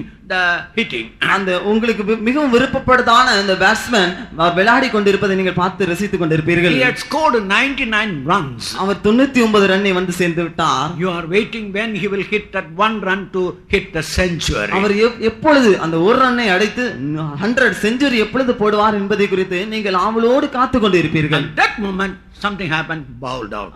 அந்த நேரத்தில் திடீரென்று அவர் பவுல்ட் அவுட் ஆகிவிட்டார் என்றால், oh, missed that mark. ஐயோ, அவர் தன்னுடைய குறிக்கோளிலிருந்து தவறி விழுந்து விட்டாரே. Sin is missing your mark. ஆனபடினா இந்த பாவம் தான் நம்முடைய குறிக்கோளிலிருந்து நம்மை தவறுதல் செய்யும்படியாக அது மாற்றி செல்கிறது. What is the mark for every child of God? ஒவ்வொரு கர்த்தருடைய பிள்ளையுடைய முக்கியமான குறிக்கோள் எதுவா இருக்கிறது? In Matthew's Gospel 5th chapter verse 48 we read. மத்தேயு 5ஆம் அதிகாரம் 48ஆம் வசனத்தில் வாசிக்கிற வேளையில், ஆகையால் பரலோகத்தில் இருக்கிற உங்கள் பிதா பூரண சற்குணராய் இருக்கிறது போல நீங்களும் பூரண சற்குணராய் இருக்க கடவீர்கள். Be therefore perfect, even as your Father which is in heaven is perfect. The mark, the goal that God has set for every one of us to be perfect as your heavenly Father is perfect. ஒவ்வொரு மனுஷனுடைய ஜீவிதத்திலும் தேவன் வைத்திருக்கிறதான இலக்கு இல்லாவிட்டால் குறிக்கோள் என்னவென்றால், தேவன் எவ்விதமாக அவர் பிதா எவ்விதமாக பூர்ண சற்குணராய் இருக்கிறாரோ அதே போல ஒவ்வொரு மனுஷனும் பூர்ண சற்குணராக அவன் காணப்பட வேண்டும். In that particular chapter, Matthew 5th chapter, அந்த குறிக்கப்பட்டதான அதிகாரத்தில் மத்தேயு 5ஆம் அதிகாரத்தில் பார்க்கிற வேளையில் Jesus spoke about anger. கர்த்தராகிய இயேசு கிறிஸ்து கோபத்தை குறித்து பேசி இருக்கிறார். He spoke about lust. அவர் இச்சை குறித்து பேசி இருக்கிறார். He spoke about lie. கள்ளம், பொய்யை குறித்து பேசி இருக்கிறார். And he spoke about taking vengeance. கடைசியாக நாம் எவ்விதமாக பழி வாங்குதலை நாம் எடுத்துக்கொள்கிறோமோ அதை குறித்து அவர் பேசி இருக்கிறார். According to the Old Testament religion, பழைய ஏற்பாட்டு நியமத்தின்படியாக if you commit murder, you are a sinner. நீங்கள் கொலை செய்வீர்கள் என்றால் நீங்கள் பாவம் செய்கிறீர்கள். But according to the standard which Jesus told the people, ஆனாலும் ஆண்டவராகிய இயேசு கிறிஸ்து ஜனங்களுக்கு குறித்து சொன்னதான காரியங்களில், you may not commit murder, நீங்கள் கொலை செய்ய வேண்டாம். but at the same time if you tell your brother Raka or fool, ஆனாலும் உங்களுடைய சகோதரனை நீங்கள் கோபித்து நீ மூடன் என்று சொல்வீர்கள் என்றால், that very word will kill that man. அந்த அதே வார்த்தை அந்த மனுஷனை அபிதமாக கொலை செய்து விடுகிறது. So it's not murder alone, that very spirit of anger makes you a murderer. ஆனபடினால் வெறும் ஒரு மனுஷனை கொலை செய்வது மாத்திரமல்ல, நம்முடைய ஜீவிதத்தில் ஒரு கோபத்தின் ஆவி இருக்கும் என்றால் அதுவே நம்மை ஒரு கொலையாளியாக நம்மை மாற்றி விடுகிறது. You may say I have not committed adultery. நீங்கள் சொல்லலாம், நான் விபசாரம் செய்யவில்லை. But if you now look at a woman or a man with a lust in your eyes, ஆனாலும் உங்களுடைய கண்களிலே இச்சையோடு கூட ஒரு சகோதரனையோ ஒரு ஸ்திரீயோ நீங்கள் பார்ப்பீர்கள் என்றால், Jesus told you had already committed adultery. ஆண்டவராகிய இயேசு கிறிஸ்து சொன்னார், நீங்கள் ஏற்கனவே விபசாரம் செய்து விட்டீர்கள். So that means the standard which brought Jesus was but higher than what you and I think it of. ஆண்டவராகிய இயேசு கிறிஸ்து கொண்டு வந்ததான ஜனத்தின் நிலவரம் என்னவென்றால், நீங்களும் நானும் நினைப்பதை காட்டிலும் கொஞ்சம் உயர்ந்த இடத்தில் இருக்கிறான அனுபவங்களாக காணப்படுகிறது. Third point, lie. மூன்றாவதாக பொய். Jesus told your answer must be A and your answer must be nay. அப்படினால் தான் நீங்க ஆண்டவராகிய இயேசு கிறிஸ்து ஆம் என்றும் இல்லை என்றும் நாம் சொல்ல வேண்டும். Now the word lie, very often we don't take it very serious. இந்த பொய் என்கிறான காரியத்தை குறித்து படிக்கிறான வெளியில் நாம் அநேக தடவை இதை நான் ஒரு முக்கியமான காரியமாக நாம் எடுத்துக்கொள்வதில்லை. A small child about 7 years old told a lie. ஒரு 7 வயதுள்ளதான ஒரு சிறு பிள்ளை ஒரு பொய்யை சொல்லிவிட்டான். That night she saw a vision. அந்த ராத்திரியிலே அவள் ஒரு சொப்பனத்தை பார்த்தாள். She saw Jesus Christ crucified. கர்த்தராகிய இயேசு கிறிஸ்து சிலுவையிலே அறையப்பட்டதான காட்சியை அவள் கண்டாள். Jesus, why are you crucified? ஆண்டவராகிய இயேசு கிறிஸ்துவே, ஏன் சிலுவையில் அறையப்பட்டு இருக்கிறீர்கள்? My child, you told a lie today.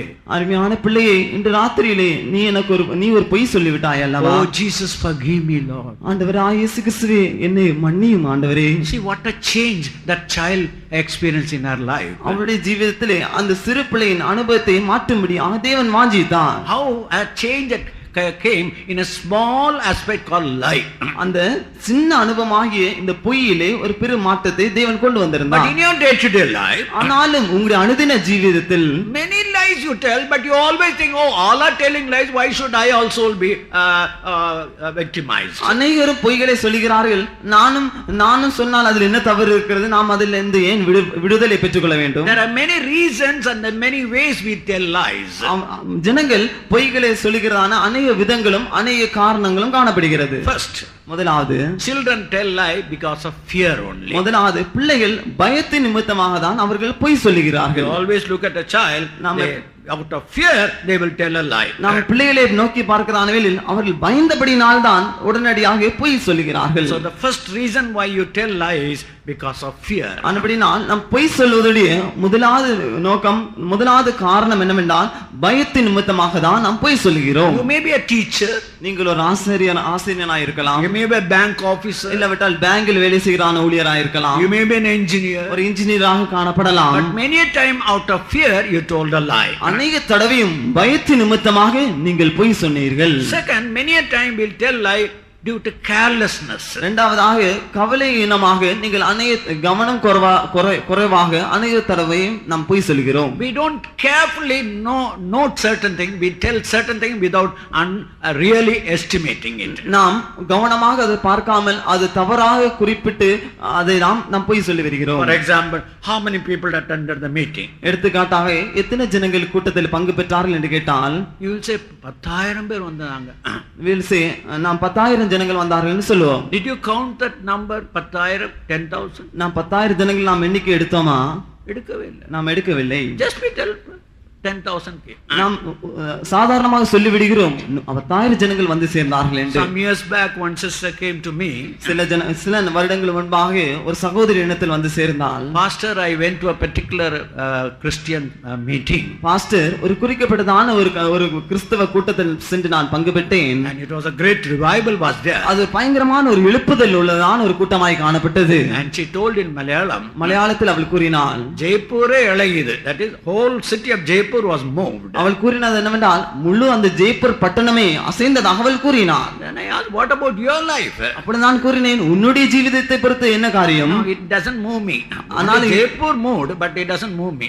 Jaipur நகரமே அசைந்தது, ஆனால் என்னுடைய ஜீவிதத்திலோ எந்த அசைவும் இல்லை என்று அவள் கூறினாள். So many a time we tell lie carelessly. We don't take it very seriously about that thing. அநேக தடவையும் கவனம் இல்லாமல் அதை ஒரு முக்கியமான காரியமாக கருதாமல் அநேக தடவையும் நம்முடைய ஜீவிதத்தில் நாம் பொய் சொல்கிறோம். Third reason, we tell it when you boast about yourself, you unknowingly you tell a lie. மூன்றாவதாக நம்மை தாமே மெச்சி பெருமையாக பேசுகிறோம் அல்லவோ, அந்த நேரத்தில் நாம் பொய் சொல்கிறவா இருக்கிறோம். Oh, my family is the highest family in our in our village. என்னுடைய குடும்பம் தான் இந்த கிராமத்திலே மிகவும் பெரிய குடும்பம் என்று நாம் சொல்லுவோம். I am the only graduate in this village. நான் தான் இந்த கிராமத்திலே மேல் படிப்பை பட்டப்படிப்பை பெற்றதான ஒரே மாணவன் நான் தான். Without your knowledge you go on boast, but that boasting becomes your lie. நம்முடைய ஞானம் இல்லாமலே நம்முடைய மெச்சி நாம் பெருமையாக நாம் பேசுகிறோம், அந்த நேரத்தில் அது ஒரு பொய்யாக திகழ்கிறது. Business people always tell, Pastor, we can never without telling a lie. வியாபாரம் செய்கிறான ஜனங்கள் சொல்லுகிறார்கள், பாஸ்டர் ஒரு பொய் சொல்லாமல் எங்களால் வியாபாரமே செய்ய முடியாதுன்னு சொல்லுகிறார்கள். Suppose if I tell this article is worth about 10 rupees. நான் இந்த குறிக்கப்பட்டதான ஒரு பொருள் 10 ரூபாய் என்று சொல்லுகிறேன் என்னவென்றால், definitely the customer will ask about 5 rupees. உடனடியாக அந்த வாங்குறதான அந்த மனுஷர் 5 ரூபாய்க்கு தாருங்கள் என்று சொல்வார். That's why we have to tell this article is cost of 30 rupees. ஆனபடியால் தான் இந்த பொருளின் விலை 30 ரூபாய் என்று நாங்கள் சொல்லுவோம். So they tell, for the sake of profit we tell a lie. ஆனபடியால் எங்களுடைய வியாபாரத்தின் லாபத்தின் நிமித்தமாக நாங்கள் பொய் சொல்லுகிறோம் என்று சொல்லுகிறார்கள். One person told me, ஒரு மனுஷன் என்னிடத்தில் வந்து கூறினார், Pastor, if I tell 10 lies, pastor நான் 10 பொய்யை சொல்லுவேன் என்றால், lie is a wrong thing, but if I tell 10 lies, பொய் சொல்வது தவறுதான், ஆனாலும் 10 பொய்யை நான் சொல்வேன் என்றால் I will get 1000 rupees as profit. நான் 10,000 ரூபாயை நான் லாபமாக நான் எடுத்துக்கொள்கிறேன். And after the 1000 rupees I will give 800 rupees to the church. நான் அந்த 1000 ரூபாயை வாங்கி கொண்டு அதில் 800 ரூபாயை சபைக்காக நான் கொடுத்து விடுவேன். What is wrong? If I tell 10 lies, what is wrong? நான் 10 பொய்யை சொல்லுவேன் என்றால் அதில் என்ன தவறு இருக்கிறது? Lying is wrong, but if I for the sake of profit I tell a lie. பொய் சொல்வது தவறுதான், ஆனாலும் லாபத்தின் நிமித்தமாக நான் பொய் சொல்லி So வருகிறேன். many a time we tell lie for the sake of profit. ஆனபடினால் அநேக தடவையும் லாபத்தின் நிமித்தமாக நாம் பொய் சொல்கிறோம். And another type of lie is propaganda. Propaganda means in Paris one man was selling hair oil in Paris நகரத்திலே ஒரு மனுஷனானவர் தலைமுடிக்குரியதான எண்ணெயை அவர் வியாபாரம் செய்து வந்தார். He was telling, this hair oil, if you use it, you will have bushy black hair. அவர் கூறினது என்னவென்றால், இந்த குறிக்கப்பட்டதான எண்ணெயை நீங்கள் பயன்படுத்தவில்லை என்றால் உங்களுக்கு முடி நல்லா வளர்ந்து அடர்த்தியாக கட்டியாக அது காணப்படும் என்று கூறினார். People were listening and they were laughing at him. எல்லா ஜனங்களும் அவரை பார்த்து அந்த மனுஷனை பார்த்து சிரித்துக் கொண்டிருந்தார்கள். Why? ஏன் சிரித்தார்கள்? This man was a motatalayan, bald-headed. இந்த மனுஷனானவர் ஒரு மொட்டை தலையான மனுஷனா இருந்தார். He himself was a bald-headed, but he was speaking about an hair oil which will bring bushy hair. ஆனாலும் இவர் ஒரு மொட்டை தலையனா இருக்கிறார். ஆனாலும் இந்த மனுஷன் கூறுகிறார், தான் கொடுக்கிறதான எண்ணெய் மூலமாக மிகவும் கட்டியான அடர்த்தியான முடி வளரும் என்பதை குறித்து அவர் வியாபாரத்தை சொல்லுகிறார். So many a time, out for the sake of propaganda we tell lies. ஆனபடினால் அநேக தடவையும் நம்மை காரியத்தை வெளிப்படுத்தும்படியாக நாம் பொய்களை நாம் சொல்லுகிறோம். And most of the time political parties do this particular type of lie. அநேக தடவையும் இந்த அரசியல் தலைவர்கள் தான் இவ்விதமான பொய்களை அவர்கள் வெளிப்படுத்துகிறார்கள். They make a propaganda and by that they tell a lie. அவர்கள் வெளியிடத்திலே அறிக்கை செய்கிறார்கள், இவ்விதமாக பொய்களை உரைக்கிறார்கள். And there is another type of lie. இன்னொரு விதமான பொய் இருக்கிறது. You know a certain thing had happened, a wrong thing. ஒரு தப்பான காரியம் ஒரு இடத்துல நடந்ததுன்னு உங்களுக்கு தெரியும். உங்களுக்கு ஒரு காரியமானது தப்பான காரியம் ஒரு இடத்தில் நடந்தது நீங்கள் அறிந்திருக்கிறீர்கள். And they come and ask, did you see that person doing the wrong thing? மற்றவர்கள் வந்து அந்த குறிப்பிட்டதான மனுஷன் அந்த தவறான காரியத்தை செய்ததே நீங்கள் கண்டீர்களா என்று கேட்டதான வேளையில், you have seen it, நீங்கள் அதை பார்த்தீர்கள், but you are keeping silent. ஆனாலும் நீங்கள் அமைதியை தரித்தவர்களாய் இருப்பீர்கள். According to the Bible, வேத புஸ்தகத்தின் அடிப்படையாக, if you see a wrong thing and if you keep silent, you are a liar. தவறான காரியங்களை கண்டு நீங்கள் அமைதலை காத்துக் கொண்டு இருப்பீர்கள் என்றால் நீங்களும் பொய்யராய் இருக்கிறீர்கள் என்று வேத வாக்கியம் சொல்கிறது. I am today explaining the different ways we tell lies in our day to day life. நம்முடைய அனுதின ஜீவிதத்தில் எவ்விதமாக பலவிதமான பொய்களை நாம் உரைக்கிறோம் என்பதை குறித்து நான் இந்த ராத்திரியிலே உங்கள் மத்தியிலே சொல்லி வருகிறேன். Out of fear we tell a lie. பயத்தின் நிமித்தமாக நாம் பொய் சொல்கிறோம். Carelessly we tell a lie. கவனம் குறைவாக கவனம் இல்லாமல் நாம் பொய்களை சொல்கிறோம். When we boast we tell a lie. நாம் மெச்சி பேசுகிறான வேளையில் நாம் பொய் சொல்கிறோம். When we make a propaganda we tell a lie. நாம் வெளிப்படையான அறிக்கைகளை விடுகிற நேரத்தில் நாம் பொய் சொல்கிறோம். When we for the sake of profit we can tell something, then that is a lie. ஏதாவது காரியம் மூலமாக லாபம் வருகிறது அல்லவா, அந்த நேரத்திலும் பொய் சொல்கிறோம். And when we are silent knowing a certain thing, that silence is also a lie. ஒரு காரியத்தை அறிந்து கொண்டு நாம் அமைதியை காத்துக்கொள்வோம் என்றால் அது மூலமாகவும் பொய் சொல்லுகிறோம். The other lie is a very dangerous lie. ஆனால் இன்னொரு பொய் இருக்கிறது, அதான் மிகவும் பயங்கரமான ஒரு பொய்யா இருக்கிறது. Half truth. அதான் பாதி உண்மையை சொல்லுகிறான் அனுபவம். You tell the truth but you never tell the whole truth. நீங்கள் உண்மையை சொல்வீர்கள், ஆனால் அந்த உண்மையை முற்றிலுமாக சொல்லாமல் இருப்பீர்கள். This is one of the reasons many of the evangelical groups fail in their ministry. இதான் மிகவும் அதிகமான சுவிசேஷக்காரர்கள் தங்களுடைய ஊழியத்திலே பின்மாற்றதாய் தவறுதலாகி விழுவதனுடைய முக்கிய காரணம் இதுவாக They இருக்கிறது. teach about one doctrine. அவர்கள் ஒரு முக்கியமான ஒரு உபதேசத்தை குறித்து பேசுவார்கள். Look at the healers who come and healed thousands of people in your place. உங்கள் இடத்திலே வந்து சேர்ந்து அநேக குணமளிக்கிறதான போதகர்கள் வந்து அநேகர்களை ஆயிரக்கணக்கான மனுஷர்களை குணமளிப்பதை நீங்கள் You பார்ப்பீர்கள். have seen the miracles happening in their meeting. அவர்களுடைய கூட்டத்தின் மத்தியிலே அற்புதங்கள் நடைபெறுவதை நீங்கள் பார்ப்பீர்கள். You have heard the beautiful messages. அருமையான வாக்கியங்கள், தேவனுடைய வசனங்கள், நற்செய்திகளை கேட்பீர்கள். You have heard how they brought you closer to Jesus Christ. எவ்விதமாக அவர்கள் உங்களை கர்த்தராகிய இயேசு கிறிஸ்துவின்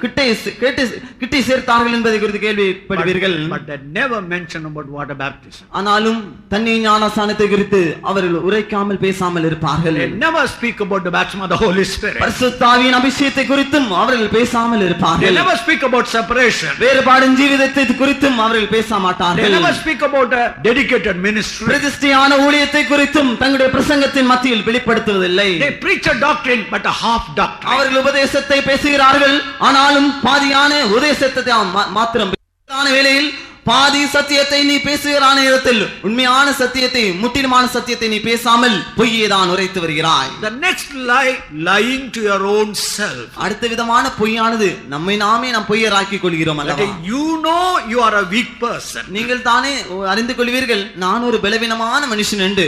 You know you get angry. நீங்கள் அறிந்து கொள்வீர்கள் ஐயோ நாம் கோபம் உடையவர்களாக இருக்கிறோம். You know your heart is full of bitterness. நீங்கள் தானே உங்களுடைய இருதயம் முழுதும் கசப்பினாலே நிரப்பப்பட்டு இருக்கிறதை அறிந்து கொள்வீர்கள். And you know there is real no joy in your heart. மெய்யான சந்தோஷம் உங்களுடைய இதயத்தில் இல்லவே இல்லை என்பதையும் குறித்து அறிந்திருப்பீர்கள். Whenever I meet a servant of God, நான் ஒரு தேவனுடைய ஊழியக்காரனை சந்திக்கிற நேரத்தில்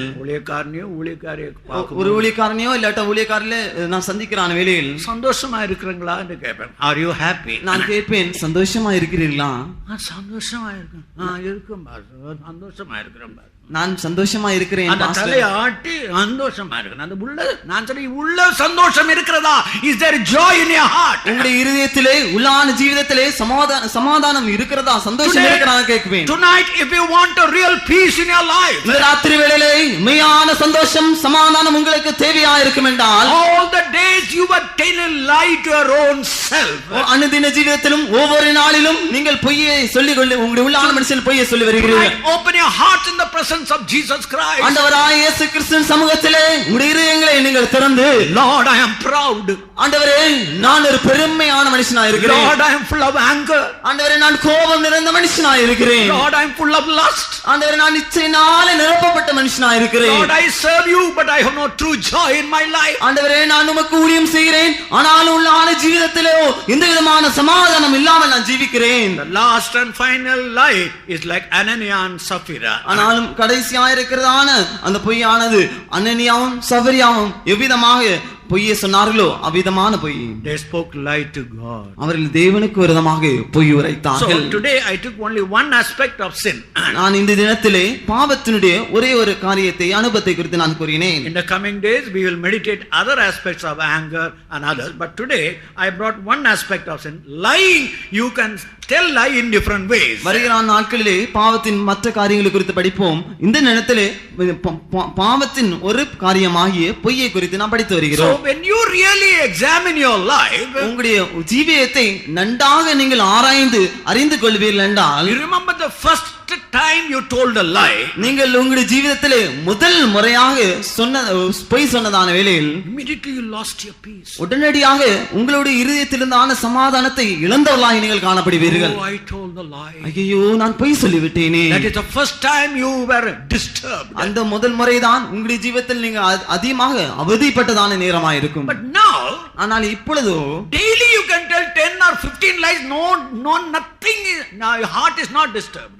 அனுதின ஜீவிதத்திலும் 10-15 பொய்களை சொல்லீர்கள், ஆனால் இருதயம் அசைக்கப்படவில்லை, எந்த விதமான கலக்கமும் இல்லாமல் காணப்பட்டு It's வருகிறீர்கள். like when the milk vessel is on the oven.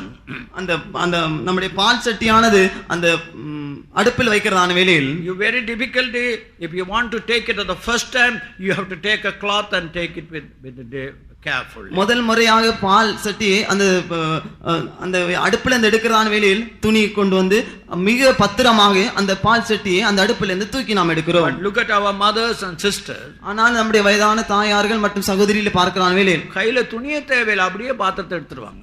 they don't need the cloth, they automatically take the vessel from the stove. காரணம் இவ எவ்வளவு நாள் இப்படி எடுத்து கை மரத்து போச்சு. Because day by day they are getting this vessel from the stove, and by the heart and by the hand is being hardened. So when he told the first lie, you got little disturbance. ஆனபடினால் அவர் முதல் முறையில் பொய் சொன்னதான வேளையில் நம்முடைய இருதயம் கொஞ்சம் கலங்கினதாக காணப்படுகிறது. You can tell any amount of lie, no disturbance at all. ஆனால் நாம் இப்பொழுது எவ்வளவு பொய் சொன்னாலும் நமக்கு இருதயத்தில் எந்த விதமான கலக்கமும் இல்லாமல் காணப்படுகிறோம். We have to stand before God and judge ourselves. ஆனாலும் தேவன் முன்பாக நின்று கொண்டு நாம் நியாயம் தீர்க்கிறவர்களாய் காணப்பட வேண்டும். That's why in Romans 3rd chapter 23rd verse we read. ஆனபடினால் தான் ரோமர் 3ஆம் அதிகாரத்தின் 23ஆம் வசனத்தில் வாசிக்கிற வேளையில் all have sinned and come short of glory of God. எல்லாரும் பாவம் செய்து தேவ மகிமையற்றவர்களாகினார்கள். It's not only one person, all have committed sin. ஒரு மனுஷன் மாத்திரமல்ல, எல்லா மனுஷருமே பாவம் செய்து விட்டார்கள். Man is governed by three important factors. மனுஷனானவர் மூன்று முக்கியமான காரியங்கள் மூலமாக ஆளுகை செய்யப்படுகிறார். One is conscience. முதலாவது தன்னுடைய மனசாட்சியின் மூலமாக, second is law, இரண்டாவதாக சட்டத்தின் மூலமாக, third is spirit, மூன்றாவதாக தன்னுடைய ஆவியின் மூலமாக மனுஷன் ஆளுகை செய்கிறான். Every man has got a conscience. ஒவ்வொரு மனுஷனுக்கும் ஒரு மனசாட்சி காணப்படுகிறது. That conscience says this is right and that is wrong. இந்த மனசாட்சி தான் இந்த காரியம் உண்மை என்றும் இந்த காரியம் தவறு என்பதை குறித்து அவனுக்கு வெளிப்படுத்தி காண்பிக்கிறது. But conscience cannot be the final authority. ஆனாலும் இந்த மனசாட்சி தன்னுடைய ஜீவிதத்திலே கடைசி கட்டமான அதிகாரத்தை செலுத்தும்படியாக இந்த மனசாட்சிக்கு உரிமை இல்லை. Why? ஏன்? If you ask a man who lives in Greenland, கிரீன்லாண்டில் ஜீவிக்கிறான ஒரு மனுஷனை நாம் பார்க்கிறான வேளையில் he says my conscience does not bother me when I kill an animal. நான் ஒரு மிருகத்தை கொலை செய்கிறான வேளையில், ஒரு அடித்து கொலை செய்கிறான வேளையில் என்னுடைய மனசாட்சி என்னை தீட்டுப்படுத்தாது, அதை என்னை கலக்கம் செய்வதில்லை. Why? ஏன்? I have to kill an animal and eat it, and only I can survive in this cold country. இந்த பனி நிறந்ததான இந்த தேசத்திலே நான் ஒரு மிருகத்தை அடித்து கொலை செய்து அதை புசிப்பேன் என்றால் தான் நான் இந்த பூமியிலே இந்த இடத்துல நான் ஜீவியம் செய்ய முடியும். But if you ask a Buddhist brother or a Jain brother, ஒரு புத்த மதத்தை சேர்ந்தவரோ அல்லவிட்டால் ஜெயின் மதத்தை சேர்ந்ததான சகோதரனை நோக்கி நாம் கேட்போம் என்றால், oh, even to kill a fly, it's a sin. அவர் சொல்லுவார், சின்ன ஈயை கொலை செய்வோம் என்றால் அதுவே ஒரு பெரிய பாவம் என்று சொல்லிவிடுவார். So one man's conscience say it is not a sin. ஒரு மனுஷனுடைய மனசாட்சி சொல்லுகிறது அது பொய் அல்ல. The other man's conscience says it is sin. ஆனால் இன்னொரு மனுஷனுடைய மனசாட்சி சொல்லுகிறது அது ஒரு பாவம் என்பதை சொல்லுகிறது. So conscience need another helper. அப்படினா இந்த மனசாட்சிக்கு இன்னொரு உதவி தேவையாக இருக்கிறது. Who is that helper? இந்த உதவி செய்கிறான நபர் யார்? Law of God. அதான் தேவனுடைய நியாயப்பிரமாணம், சட்டங்கள். Thou shalt not commit murder. நீ கொலை பாதகம் செய்யாதிருப்பாயாக. Thou shalt not commit adultery. விபசாரம் செய்யாதிருப்பாயாக. Thou shalt not steal. நீ திருடாமல் இருப்பாயாக. That means a conscience is helped by law to live a morally good life. இந்த சட்டதிட்டங்கள் தான் ஒரு மனுஷனுடைய ஜீவிதத்திலே ஒரு மெய்யான மனசாட்சியின்படியாக ஜீவிக்கும்படியாக அவனுக்கு உதவி செய்கிறது. மனசாட்சிக்கு உதவி செய்வது சட்டதிட்டங்கள் பிரமாணம். மனசாட்சிக்கு உதவி செய்வதுதான் சட்டதிட்டங்களும் நியாய பிரமாணங்களாக இருக்கிறது. Jesus came into the world. இயேசு கிறிஸ்து பூமிக்கு வந்ததான வேளையில் it is not conscience alone. மனசாட்சி மாத்திரமல்ல, it's not law alone. சட்டதிட்டங்கள் மாத்திரமல்ல, in your spirit you must be free from anger. உங்களுடைய ஆவியிலே நீங்கள் கோபத்திலிருந்து விடுதலை பெற்றவர்களாய் காணப்பட வேண்டும். spirit you must be free from lust. உங்களுடைய ஆவியிலே நீங்கள் இச்சையிலிருந்து விடுதலை பெற்றவர்களாய் இருக்க வேண்டும். In your spirit you must be able to tell the truth. உங்களுடைய ஆவியிலே மெய்யான உண்மையை சத்தியத்தை சொல்லுகிறவராய் நீங்கள் இருக்க வேண்டும். In your spirit you must be able to love your enemy. உங்களுடைய ஆவியிலே உங்களுடைய சத்துருக்களை நேசிக்கிறவர்களாகவும் இருக்க வேண்டும். That means the highest standard. அதான் நம்முடைய ஜீவிதத்தில் இருக்கிற மிக உயர்ந்த நிலவரமாய் இருக்கிறது. You may think how a man can come to that highest standard. நீங்கள் நினைக்கலாம் இவ்விதமாக இப்படிப்பட்டதான உயர்ந்த இடத்தில் மனுஷன் வந்து சேர முடியும். Yes, there is a way by which you can come to that higher state. ஆனாலும் இவ்விதமான உயர்ந்த நிலவரத்துக்கு வந்து சேரும்படியாக அதற்கென்றதான ஒரு வழி மார்க்கம் காணப்படுகிறது. So what does the priest has to do? ஆனபடியால் ஒரு ஆசாரியன் செய்ய வேண்டியதான கடமைகள் என்ன? The priest has to make a covenant of peace with God. அந்த ஆசாரியன் தேவனோடு கூட ஒரு சமாதான உடன்படிக்கையை அவன் பண்ணிக்கொள்ள வேண்டும். In the Old Testament, பழைய ஏற்பாட்டில் in Jeremiah 34th chapter verse 18, எரேமியா 34ஆம் அதிகாரம் 18ஆம் வசனத்தில் there you find how two people who want to make a covenant, how they have to make that covenant. எவ்விதமாக ரெண்டு மனுஷர்கள் உடன்படிக்கை பண்ண வேண்டும் என்றும் அவர்கள் எவ்விதமாக உடன்படிக்கை பண்ணினார்கள் என்பதை குறித்து நாம் அங்கு படிக்கிறோம். If two people fight with each other, ரெண்டு மனுஷர்கள் ஒருவருக்கொருவர் யுத்தம் செய்வார்கள் என்றால், and then they want to make a covenant of peace, அவர்கள் ஒரு சமாதானத்தின் உடன்படிக்கை பண்ணும்படியாக வாஞ்சிப்பார்கள் என்றால், they have to take a calf, அவர்கள் ஒரு கண்டுக்குட்டியை எடுத்துக்கொண்டு they have to cut it in two, அது ரெண்டாக அவர்கள் துண்டித்து போட வேண்டும். and they have to place the pieces facing each other. அதற்கு பிற்பாடாக துண்டித்ததான அந்த ஆட்டுக்குட்டியின்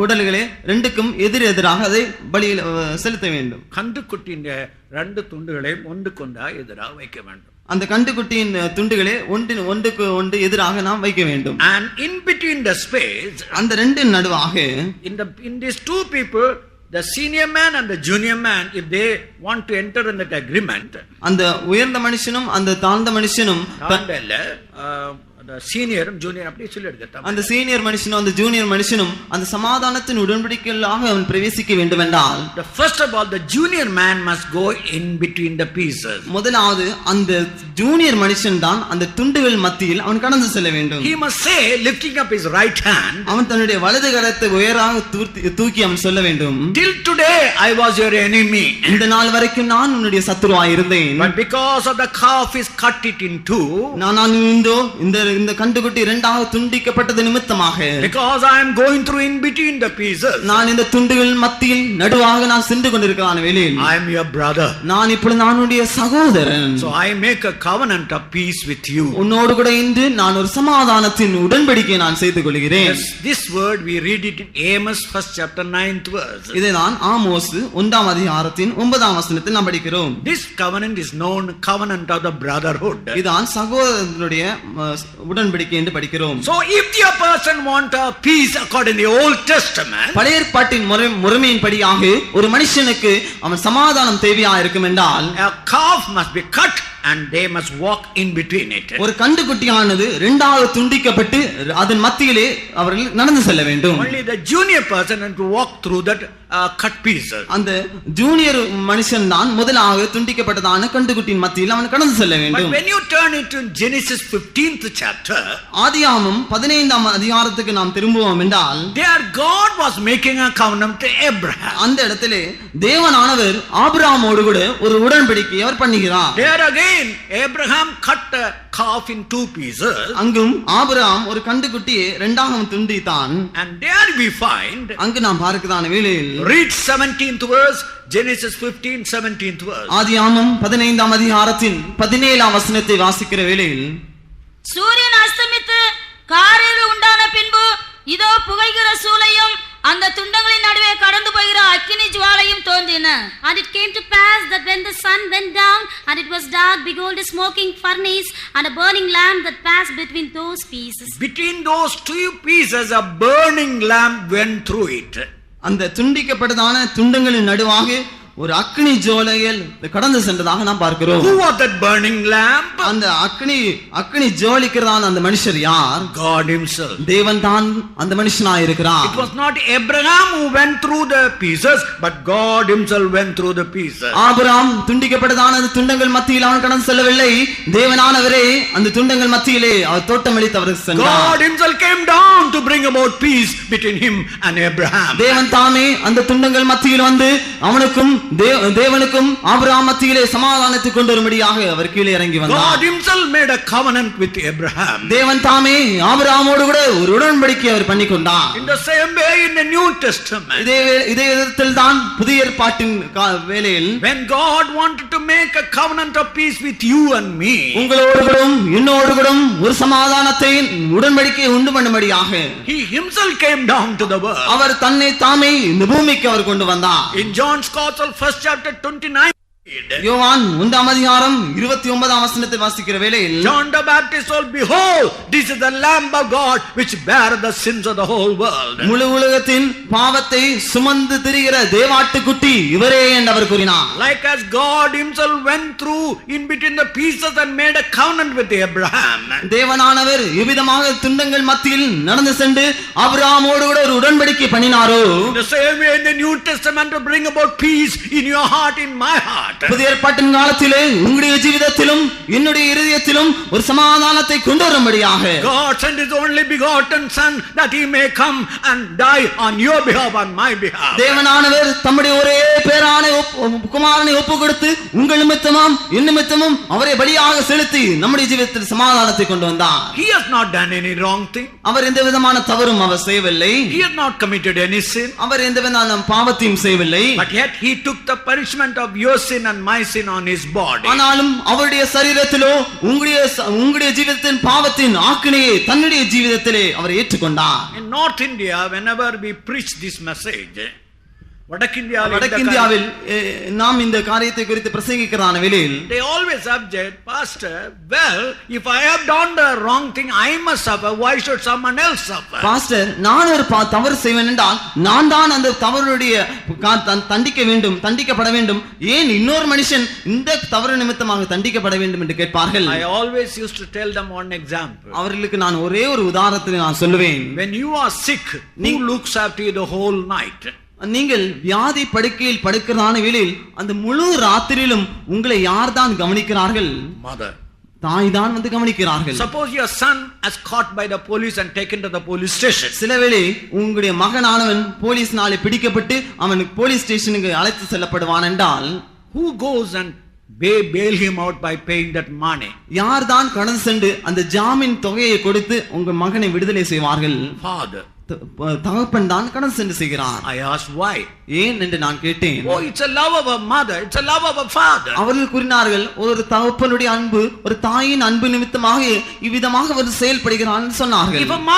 If a father has got a love to suffer on behalf of their own child and son, ஒரு தகப்பனுக்கு ஒரு தாய்க்கு இவ்விதமான ஒரு அன்புடையவளாய் இருந்து தங்களுடைய குமார நிமித்தமாக அவர்கள் அதிகமாக கஷ்டத்தை பாடுகளை செய்ப்பார்கள் என்றால், how much more the God who created the mother and father will have a concern for you and for me. அந்த தகப்பனையும் தாயும் உண்டு பண்ணியதான தேவன் எவ்விதமாக அதிகமாக உங்களை குறித்து அதிக கருத்துடையவராக அவர் காணப்படுவார். That's why in John's Gospel 3rd chapter 16th verse we read, அப்படினால் தான் யோவான் 3ஆம் அதிகாரத்தின் 16ஆம் வசனத்தில் வாசிக்கிற வேளையில், God so loved the world, தேவன் உலகத்தில் இவ்வளவாய் அன்பு கூர்ந்தார் என்று படிக்கிறோம். He sent his only begotten son. தம்முடைய ஒரே பேரான குமாரனை அவர் கொடுத்தார். He allowed him to be died, to be killed, to be crucified. அவரை கொலை செய்யும்படியாக சிலுவையிலே அறையப்படும்படியாக அவரை ஒப்பு கொடுத்தார். In Russia, in one particular city, ரஷ்யாவில் ஒரு குறிப்பிட்டதான நகரத்தில், in one particular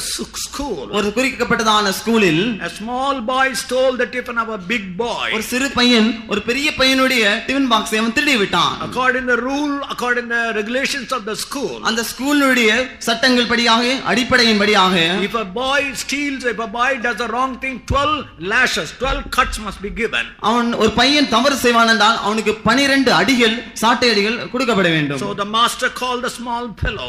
அப்படினால் அந்த ஆசிரியன் முதலாவது அந்த சிறு பையனை அழைத்தார். Remove your shirt. உன்னுடைய சட்டையை கழட்டு என்று கூறினார். And the boy removed the shirt. அந்த சிறு பையன் தன்னுடைய மேல் சட்டையை அவன் கழற்றினான். He had no banian. அவனுக்கு பனியன் அவனுக்கு போடவில்லை. He had only straw in his under the banian. அவன் அந்த தன்னுடைய சட்டையின் கீழாக வெறும் வக்கியோல தான் ஒரு பனியனை போல அவன் பயன்படுத்தி வந்தான். So the students told, master, leave him, he's a poor boy, he has no banian, that's why he is wearing straw under his shirt. அப்பொழுது கூட இருந்ததான மற்ற சக மாணவர்கள் சொன்னார்கள், ஆசிரியரே, இவரை தயவாய் விட்டு விடுங்கள், இவன் ஒரு ஏழை பையனாய் இருக்கிறான், இவனுக்கு பனியன் வாங்கும்படியாக பணம் இல்லை, ஆனபடியினால் தான் வக்கீலினால தரிக்கப்பட்டதான ஒரு பனியன் அவன் போட்டிருக்கிறான் சொன்னார்கள். That's why he stole. ஆனபடியினால் தான் இவன் திருடி விட்டான் என்று கூறினார்கள். Master told, no, he did the wrong thing, he must be punished. ஆனாலும் ஆசிரியன் சொன்னான், இவன் ஒரு தவறு செய்தான், நிச்சயமாகவே அதற்கேற்றதான தண்டனையும் இவன் அனுபவிக்க வேண்டும் என்று The கூறினார். boy was laid flat on that table. அந்த சிறு பையன் அந்த மேஜை மேலாக அவன்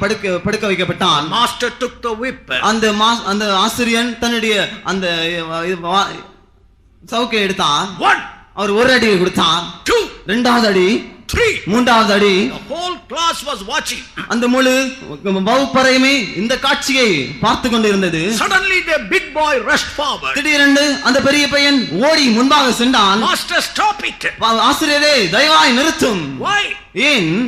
I will take the punishment on his behalf. அவன் நிமித்தமாக இந்த தண்டனையை நான் ஏற்றுக்கொள்கிறேன் என்று No, கூறுகிறான். he did the wrong thing, he must be punished. அப்படி இல்ல, அவன் தான் தவறு செய்தான், அந்த தண்டனையை அவன் தான் ஏற்றுக்கொள்ள வேண்டும் என்று கூறினான். No, master, if he take the punishment, he will die. He's a small fellow. ஆசிரியரே, நீங்கள் அப்படி செய்ய வேண்டாம், இவன் அந்த தண்டனையை ஏற்றுக்கொள்வான் என்றால் இவன் மரித்து செல்வான் என்று சொல்லிவிட்டான். The big boy fell flat on the table. ஆனபடினால் அந்த பெரிய பையன் அந்த மேஜை மேலாக அப்படியே படுக்க வைக்கப்பட்டான். 4, 4வது அடி, 5, 5வது, 6, 6வது அடி, 7, 7வது அடி, 8வது அடி, 9, 9வது, 10, 10வது அடி, 11, 11ஆம் அடி, 12, 12வது. The whole class watching inside. அந்த முழு வகுப்பறையுமே அமைதியோடு கூட இந்த காட்சியை கண்டு கொண்டிருந்தது. This boy, இந்த பையனானவன் he went and hung on the head of the big boy. இந்த சிறு பையன் ஓடி சென்று அந்த பெரிய பையனுடைய தலையை மேலாக துள்ளி குதித்து கட்டி கொண்டான். Never I will do the wrong thing. நான் இனிமேல் இந்த தவறான காரியத்தை நான் செய்யவே மாட்டேன். Never I will steal. ஒரு பொழுது நான் இனி திருடவே மாட்டேன். Just one moment, look at the cross of Jesus Christ. ஒரு நொடி பொழுது கல்வாரி சிலுவை காட்சியை நாம் தியானிப்போமாக. Tonight if you see Jesus Christ hanging on the cross, இந்த ராத்திரி வேளையிலே கல்வாரி சிலுவையிலே ஆண்டவராகிய இயேசு கிறிஸ்து தொங்கிக் கொண்டிருப்பதை நீங்கள் பார்ப்பீர்கள் என்றால், what sin he had committed with his hands, அவர் தன்னுடைய கையிலே இந்த பாவத்தை அவர் செய்தார். what sin he had committed with his feet, அவருடைய பாதங்கள் கால்களில் அவர் என்ன பாவத்தை அவர் செய்தார். what sin he had committed with his head, தன்னுடைய தலையிலே இந்த பாவத்தை அவர் செய்தார். which type of sin he had committed with his body. அவருடைய சொந்த சரீரத்தில் எவ்விதமான பாவத்தை அவர் செய்தார். Look at the body of Jesus Christ. ஆண்டவராகிய இயேசு கிறிஸ்துவின் சரீரத்தை நோக்கி Look பார்ப்போமாக. at the hands that are nailed. அவர் ஆணி அடிக்கப்பட்டதான அவருடைய கைகளை நோக்கி Look பார்ப்போம். at the feet that are pierced by the rusty knife. அந்த அந்த ஆணிகள் எவ்விதமாக அவருடைய கால்களில் குத்தப்பட்டு அது ஆணி அடிக்கப்பட்டிருக்கிறதான காட்சியை பாருங்கள். Look at the back. அவருடைய Look at the back of Jesus Christ. ஆண்டவராகிய இயேசு கிறிஸ்துவின் பின்பகுதியை பாருங்கள். It was like plowed like a field and you can see the blood is flowing. அவருடைய சரீரம் உழுவப்பட்டதான வயல்வெளியை போல காணப்பட்டது. அவருடைய சரீரத்தின் இருந்து இரத்தம் வெள்ளம் போல புறப்பட்டு வந்து கொண்டிருந்தது. Look at his head. அவருடைய தலையை பாருங்கள். Look at the crown of thorns. முள்ளினால் செய்யப்பட்டதான கிரீடம் தரித்தவராய் He suffered on your behalf. எல்லா பாடுகளையும் உன்னிமித்தமாக அவர் செய்தார். சகோதரனே சகோதரியே, Dear brother, dear sister, இந்த இரவிலே உன் கண்களை மூடிக்கொண்டு, in this night closing your eyes, உன்னுடைய இதயத்திலே சமாதானம் வேண்டுமானால், if you need the peace in your heart, அந்த சமாதானம் இயேசுவின் இரத்தத்தினால் மாத்திரம்தான் கிடைக்கும். and that peace can be obtained only by the blood of Jesus. இயேசுவின் சிலுவையில் மூலமாக மாத்திரம்தான் அந்த சமாதானம். By the cross of Calvary of Jesus Christ only you can get the peace. இன்றைக்கு நீ அந்த சமாதானத்தை பெற்றுக்கொண்டு போகலாம். And now today you can get that peace and return back to your நீ home. கண்களை மூடிக்கொண்டு, Closing your eyes உன்னுடைய இதயத்தை திறந்து, and open your hearts. ஆண்டவரே, Oh Lord, நான் பாவி, I am a sinner. நான் பொய் சொல்லியிருக்கிறேன், I am saying lies. நான் பெருமை உள்ளவன், I am a proud fellow. நான் குடித்திருக்கிறேன், I am drunkard person. நான் சண்டையிட்டு இருக்கிறேன், I am man who was always fighting. நான் சூதாடி இருக்கிறேன், I am a gambler. என் ஜீவியமே அசுத்த ஜீவன். My life is a filthy life, Father. உம்மை நான் சிலுவையில் அறைந்து விட்டேன் ஆண்டவரே. Oh Lord, I have crucified you in the cross. வெளியாக நான் நல்ல மார்க்கம் எனக்கு இருக்கிறது. I have a great stature in my life. ஆனாலும் என்னுடைய மார்க்கம், என்னுடைய ரிலிஜன் எனக்கு உதவி செய்ய முடியும். But my religion does not help me in my life. இன்றைக்கு எனக்கு சமாதானம் வேணும் சுவாமி. Oh Lord, today evening I need the peace in my life. உம்முடைய இரத்தத்தால் என்னை கழுவு. Oh Lord, cleanse me by thy blood, Father. என்னை உம்முடைய பிள்ளையாய் மாற்றி விடுவே. Oh Lord, please stand me as your child, Father. இதயத்தை திறவுங்கள். இதயத்தை திறவுங்க. Let us open our hearts. வாயை திறவுங்க. Open our mouth. ஆண்டவரே, என்னை உம்முடைய இரத்தத்தால கழுவி சுத்திகரிங்க. Oh Lord, please cleanse me by the blood, Father. ஆண்டவரே, என்னை உம்முடைய புனித பிள்ளையாய் மாற்றி தீரும். Oh Lord, please change me like a new child, Father. நான் உம்மோடு ஒரு சமாதானத்தின் உடன்படிக்கை செய்யட்டுங்க தாவே. Oh Lord, let me make a covenant of peace with you, Father. Dear brother, சகோதரியே, dear sister, நீ புண்ணிய யாத்திரைக்கு போக தேவையில்லை. you are going on pilgrimage life. அது தேவையில்லை. It is not essential for நீ you. அநேக தான தர்மங்களை செய்ய தேவையில்லை. It is not essential. You are doing lot of alms. இன்னைக்கு கல்வாரியிலே ஒரு வழி திறந்திருக்கிறது. Today a way is open for you in Calvary. இயேசுவின் சரீரம் உனக்காக பிளக்கப்பட்டிருக்கிறது. Today the body of Christ is been opened for you. இன்னைக்கு உன்னுடைய ஸ்டெப் எடுத்து வை, நீ சமாதானத்துக்குள் பிரவேசிப்பாய். Today take your step and proceed. You will be entering into your peace. Thank God, God has brought us to this experience. இந்த இப்படிப்பட்டதான அனுபவத்துக்குள்ளாக தேவன் நம்மை கொண்டு சேர்த்தபடினால் தேவனுக்கு நாம் நன்றி செலுத்துவோமாக. Once we were sinners, ஒரு காலத்தில் நாம் பாவம் செய்கிறவர்களாய் இருந்தோம். we were far away from God. நாம் தேவனிடத்திலிருந்து தூரமாக காணப்பட்டோம். And by the blood of Jesus Christ we are brought nearer unto Jesus. ஆனாலும் ஆண்டவராகிய இயேசு கிறிஸ்துவின் மூலமாக ஆண்டவராகிய இயேசு கிறிஸ்துவின் பக்கத்தில் நாம் கொண்டு சேர்க்கப்பட்டிருக்கிறோம். இந்த பாக்கியம் தந்த இயேசுவுக்கு உடன்படிக்கையாக இது இருக்க வேண்டும். and it must be a covenant of life. இரண்டாவது ஜீவியத்தின் உடன்படிக்கையாக அது காணப்பட A வேண்டும். sinner is living in a dead state.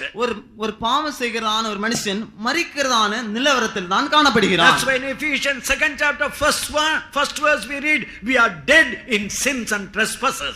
அப்படினால் தான் எபேசியர் 2ஆம் அதிகாரத்தில் 1ஆம் வசனத்தில் வாசிக்கிறான வேளையில் பாவத்திலும் அக்கிரமத்திலும் மரித்ததான நீங்கள் என்று சொல்லப்பட்டிருக்கிறது. But from that state Jesus brings you to life. ஆனாலும் இப்படிப்பட்டதான நிலவரத்திலிருந்து தேவன் நம்மை ஜீவனுக்குள்ளாக நம்மை உள்பிரவேசிக்கும்படியாக செய்கிறார். In John's Gospel 5th chapter verse 24 we read, யோவான் சுவிசேஷம் 5ஆம் அதிகாரத்தின் 24ஆம் வசனத்தில் வாசிக்கிற வேளையில் he brings you from death unto life. அவர் நம்மை மரணத்திலிருந்து விலக்கி நம்மை ஜீவனத்துக்கு உட்படுத்துகிறார் என்று He பார்க்கிறோம். not only gives you peace, he gives you life. அவர் நமக்கு சமாதானத்தை தருவது மாத்திரமல்ல நம்முடைய ஜீவிதத்தில் ஜீவனையும் கூட அவர் தந்தருளுகிறார். This life is an abundant life. இதுதான் முற்றிலும் நிரப்பப்பட்டதான ஜீவனாக இது காணப்படுகிறது. John's Gospel 10th chapter 10th verse we read, யோவான் 10ஆம் அதிகாரம் 10ஆம் வசனத்தில் வாசிக்கிற வேளையில் I came to give life நான் ஜீவனை கொடுக்கும்படியா வந்தேன், and more abundant life. அது பரிபூரணம் அடையும் வேண்டும் என்று கூறினார். So when you experience peace with your God, நீங்கள் தேவனோடு கூட சமாதானத்தை உடையவளாக நீங்கள் இருக்கிறதான வேளையில் second you receive life. இரண்டாவதாக நீங்கள் ஜீவனை தேவனிடத்திலிருந்து பெற்றுக்கொள்கிறீர்கள். And that life is first of all like a spring of water. அந்த ஜீவனானது ஒரு ஊற்று தண்ணி எவ்விதமாக ஊற்றிலிருந்து புறப்படுகிறதோ அது போலதான் இந்த ஜீவனும் காணப்படுகிறது. When your sins are forgiven, உங்களுடைய பாவங்கள் மன்னிக்கப்படுகிறான வேளையில் you are filled with joy. நீங்கள் சந்தோஷத்தினாலே நிரப்பப்படுவீர்கள். It's a spring of fountain of joy. அது சந்தோஷத்தின் ஊற்றுகளாக இது காணப்படுகிறது. But don't be satisfied. ஆனாலும் இந்த நிலவரத்தில் நாம் திருப்தி அடைந்தவர்களாக நாம் இருக்கக்கூடாது. There is an experience called rivers of living water. ஒரு ஜீவ தனி ஒளிகிறதான நீரூற்றுகள் இருக்கிறதான நதியான அனுபவங்கள் காணப்படுகிறது. When you receive the baptism of the Holy Spirit, நீங்கள் பரிசுத்த ஆவியினுடைய அபிஷேகத்தை பெற்றுக்கொள்கிறான வேளையில் it's not a fountain, you are having rivers of. அந்த நேரத்தில் வெறும் ஊற்று தண்ணீர் அல்ல, ஜீவ ஊற்று தண்ணீருடைய நதிகளாக அது காணப்படுகிறது. So a priest must make a covenant of peace and life with God. ஆனபடினால் ஒரு ஆசாரியன் தன்னுடைய ஜீவிதத்திலே சமாதானத்தின் உடன்படிக்கையும் ஜீவனின் உடன்படிக்கையும் தேவனோடு கூட அவன் உண்டு பண்ண வேண்டும். The same way, first of all, God brings you to peace with himself.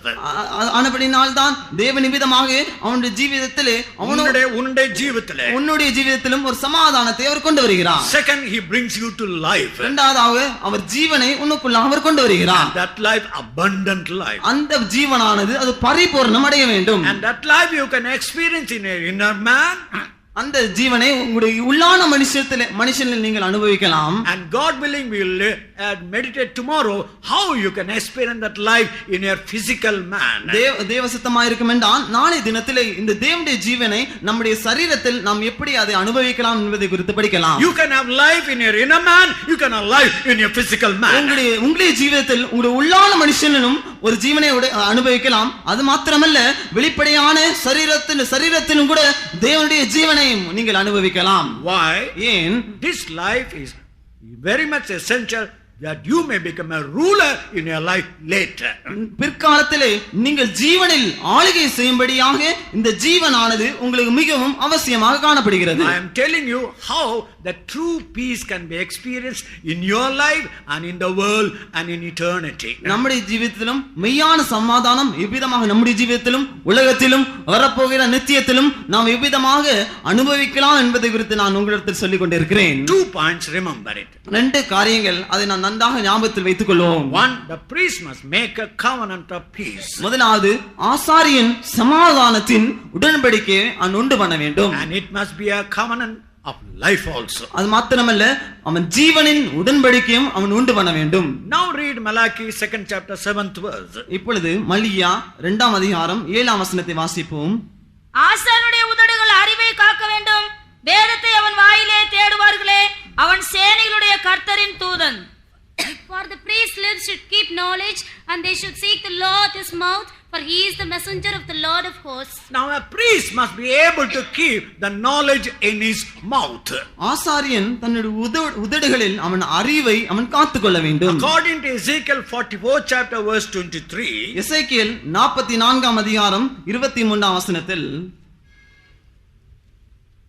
அவர்கள் பரிசுத்தமானதற்கும் பரிசுத்தம் அல்லாததற்கும் தீட்டானதற்கும் தீட்டல்லாததற்கும் இருக்கும் வித்தியாசத்தை என் ஜனத்துக்கு போதித்து அவர்களுக்கு தெரியப்படுத்த கடவர்கள். And they shall teach my people the difference between the holy and profane, and cause them to discern between the unclean and the clean. if a priest has to bring about peace in the church and in the country wherever he lives, ஒரு ஆசாரியன் தான் ஜீவிக்கிறதான தேசத்தில் அல்லாவிட்டால் அவன் ஜீவிக்கிறதான அந்த போதிக்கிறதான சபையில் அவன் சமாதானத்தை அவன் கொண்டு வர வேண்டும் என்றால் he must be able to say this is clean and that is unclean. அவன் இதுதான் தீட்டுள்ளதென்றும் தீட்டல்லாததை அவன் காண்பிக்க வேண்டும்.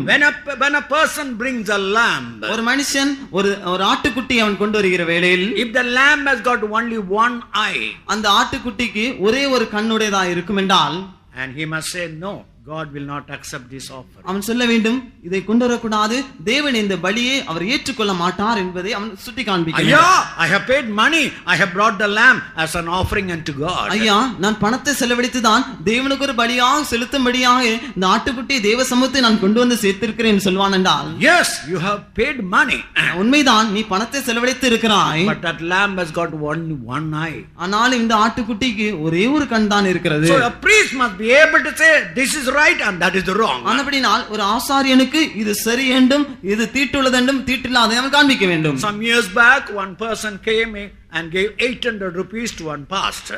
ஒரு சில நாட்கள் முன்பாக ஒரு நபர் வந்து 800 ரூபாயை ஒரு பாஸ்டர் இடத்தில் கொடுத்து சென்றார். It was an offering. அது ஒரு காணிக்கையை அவர் கொடுத்தார். He has got 16 children. அவருக்கு 16 பிள்ளைகளுடையவராய் இருக்கிறார். Many a time from Faith Home used to send rice and dal and other thing to feed her children. அநேக தடவையும் நம்முடைய விசுவாச வீட்டிலிருந்து தான் அரிசியும் மற்றும் பருப்பையும் தன்னுடைய பிள்ளைகளை போஷிக்கும்படியாக கொண்டு செல்வான். So naturally the pastor was surprised, how you got 800 rupees? ஆனபடினால் அந்த பாஸ்டர் மிகவும் ஆச்சரியப்பட்டு நீங்கள் எப்படி இந்த 800 ரூபாயை சம்பாதித்தீர்கள் என்று கேட்டார். Pastor, I went to the horse race.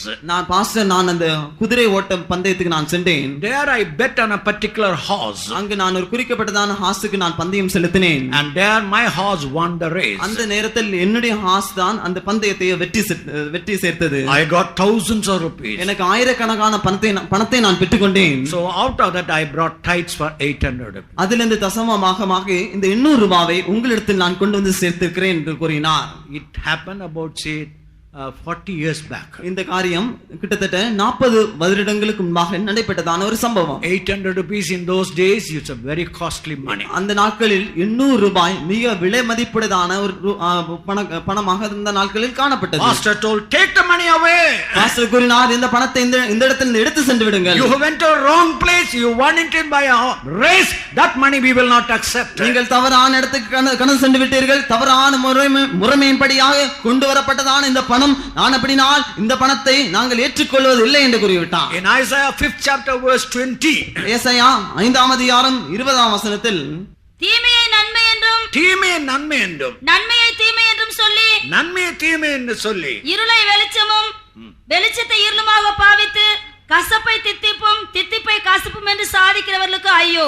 Woe unto them that call evil good and good evil, that put darkness for light and light for darkness, that put bitter for sweet and sweet for bitter. Brother, sister, you must remember, your priest must tell this is evil and that is the right thing. அருமையான சகோதரனே, சகோதரியே, உன்னுடைய போதகர் உன்னிடத்தில் சொல்ல வேண்டும், இதுதான் சரி, இது தவறு என்று உன்னிடத்தில் அவர் சுட்டி காண்பிக்க வேண்டும். If a priest say light is darkness and darkness is light, ஒரு போதகன் வெளிச்சத்தை இருள் என்றும் இருளே வெளிச்சம் என்று அவன் கூறுவான் என்றால், if he say evil is good and good is evil, தீமையே நன்மை என்றும் நன்மையே தீமை என்று சொல்வான் என்றால், he is not bringing about the true doctrine to the people. அவன் ஜனங்கள் மத்தியிலே மெய்யான உபதேசத்தை அவன் கொண்டு வந்து சேர்க்கவில்லை. Sad to say, when you look around the Christian churches, ஆனாலும் கிறிஸ்தவ சமுதாயத்தின் சபைகளை நோக்கி பார்க்கிறான், நம் மிகவும் கவலைக்கிடமான இடம் என்னவென்றால், we are all sorrowful because so many unwanted things are entering into the church. ஏனென்றால் மிகவும்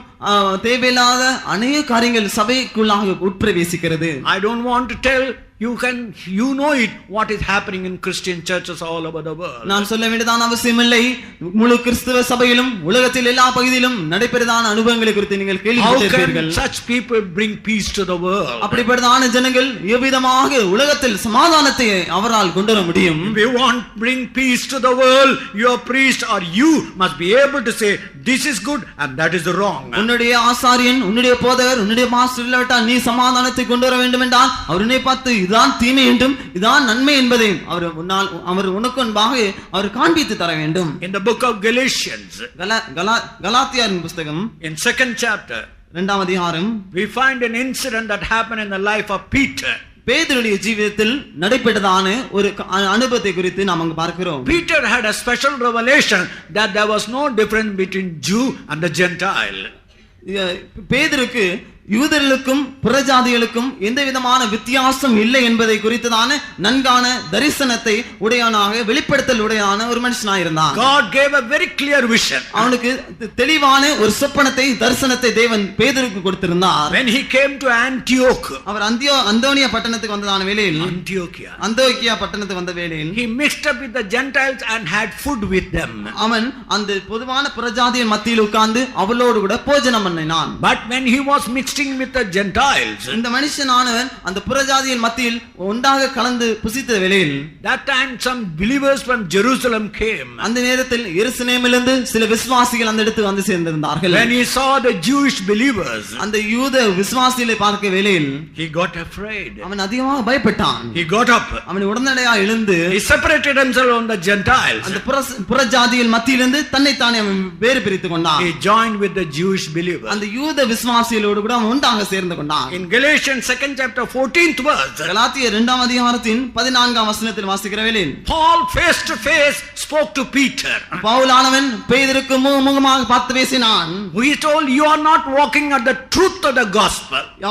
சுவிசேஷத்தின் சத்தியத்துக்கு ஏற்றபடி சரியாக நீ நடக்கவில்லை என்று அவன் கூறினான். According to the truth of the gospel, there is no difference between the Jew and the Gentile. சுவிசேஷத்தின் சத்தியத்தின்படியாக புறஜாதிக்கும் யூதர்களுக்கும் எந்த விதமான வித்தியாசம் இல்லை. But you have brought a division here. ஆனால் இந்த இடத்திலே நீர் வித்தியாசத்தை நீர் கொண்டு வந்திருக்கிறீர்கள். Christian brethren, அருமையான கிறிஸ்தவ சகோதரனே, dear children of God, அருமையான தேவனுடைய பிள்ளைகளே, dear Pentecostal brethren and sisters, அருமையான பெந்தேகோஸ்து சகோதரனே சகோதரியே, if you want to bring about peace in your family, உங்களுடைய குடும்ப ஜீவிதத்திலே சமாதானத்தை கொண்டு வரும்படியாக வாஞ்சிப்பீர்கள் என்றால், if you want to bring a peace in your society, உங்களுடைய சமுதாயத்தின் மத்தியில் சமாதானத்தை கொண்டு வர வாஞ்சிப்பீர்கள் என்றால், if you want to bring peace in your country, country, உங்களுடைய தேசத்திலே நாட்டில் சமாதானத்தை கொண்டு வரும்படியாக வாஞ்சிப்பீர்கள் என்றால் stand true to the truth of the gospel. சுவிசேஷத்தின் சத்தியத்துக்காக உறுதியாக நிலையாக நீங்கள் நிற்க வேண்டும். Some years back, one IAS officer married a girl from a very poor background.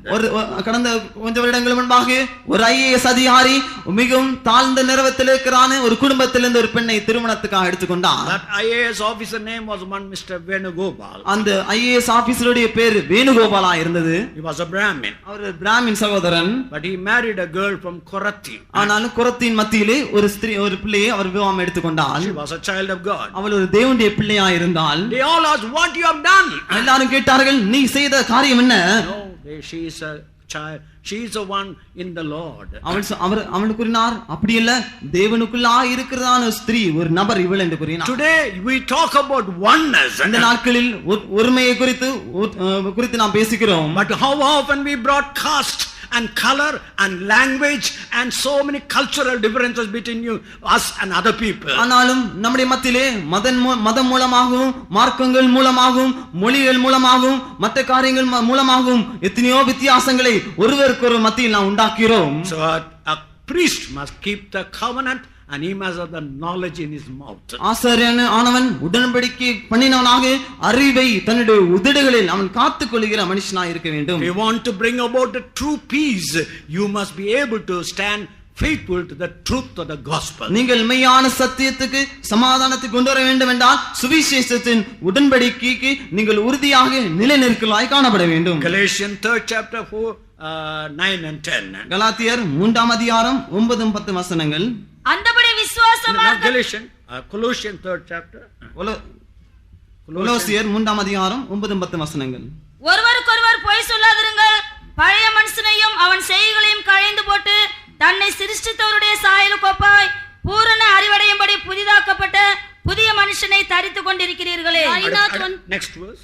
அதனாலே கிரேக்கன் என்றும் யூதன் என்றும் இல்லை, விருத்த சேதனம் உள்ளவன் என்றும் விருத்த சேதனம் இல்லாதவன் என்றும் இல்லை, புறஜாதியாரன் என்றும் புறதேசத்தான் என்றும் இல்லை, அடிமை என்றும் சுயாதீன் என்றும் இல்லை, கிறிஸ்துவே எல்லாரிலும் எல்லாமுமாய் இருக்கிறார். In English, read that last verse, 11th verse. Where there is neither Greek nor Jew, circumcision nor uncircumcision, barbarian, Scythian, bond nor free, but Christ is all and in all. So when the priest, that high priest of Jesus, comes and brings about a change in your life, அந்த ஆசாரியன், அந்த பிரதான ஆசாரியன் கிறிஸ்து கடந்து வந்து உன்னுடைய ஜீவிதத்தில் ஒரு மாற்றத்தை உண்டு பண்ணுகிறார் வேளையில், that means that there is no Jew or Greek. அந்த இடத்திலே கிரேக்கனும் என்றும் யூதன் என்றும் வித்தியாசம் இல்லை. There is no Gentile or a Jew. அந்த இடத்திலே புறஜாதி என்றும் யூதர் என்றும் வித்தியாசம் இல்லை.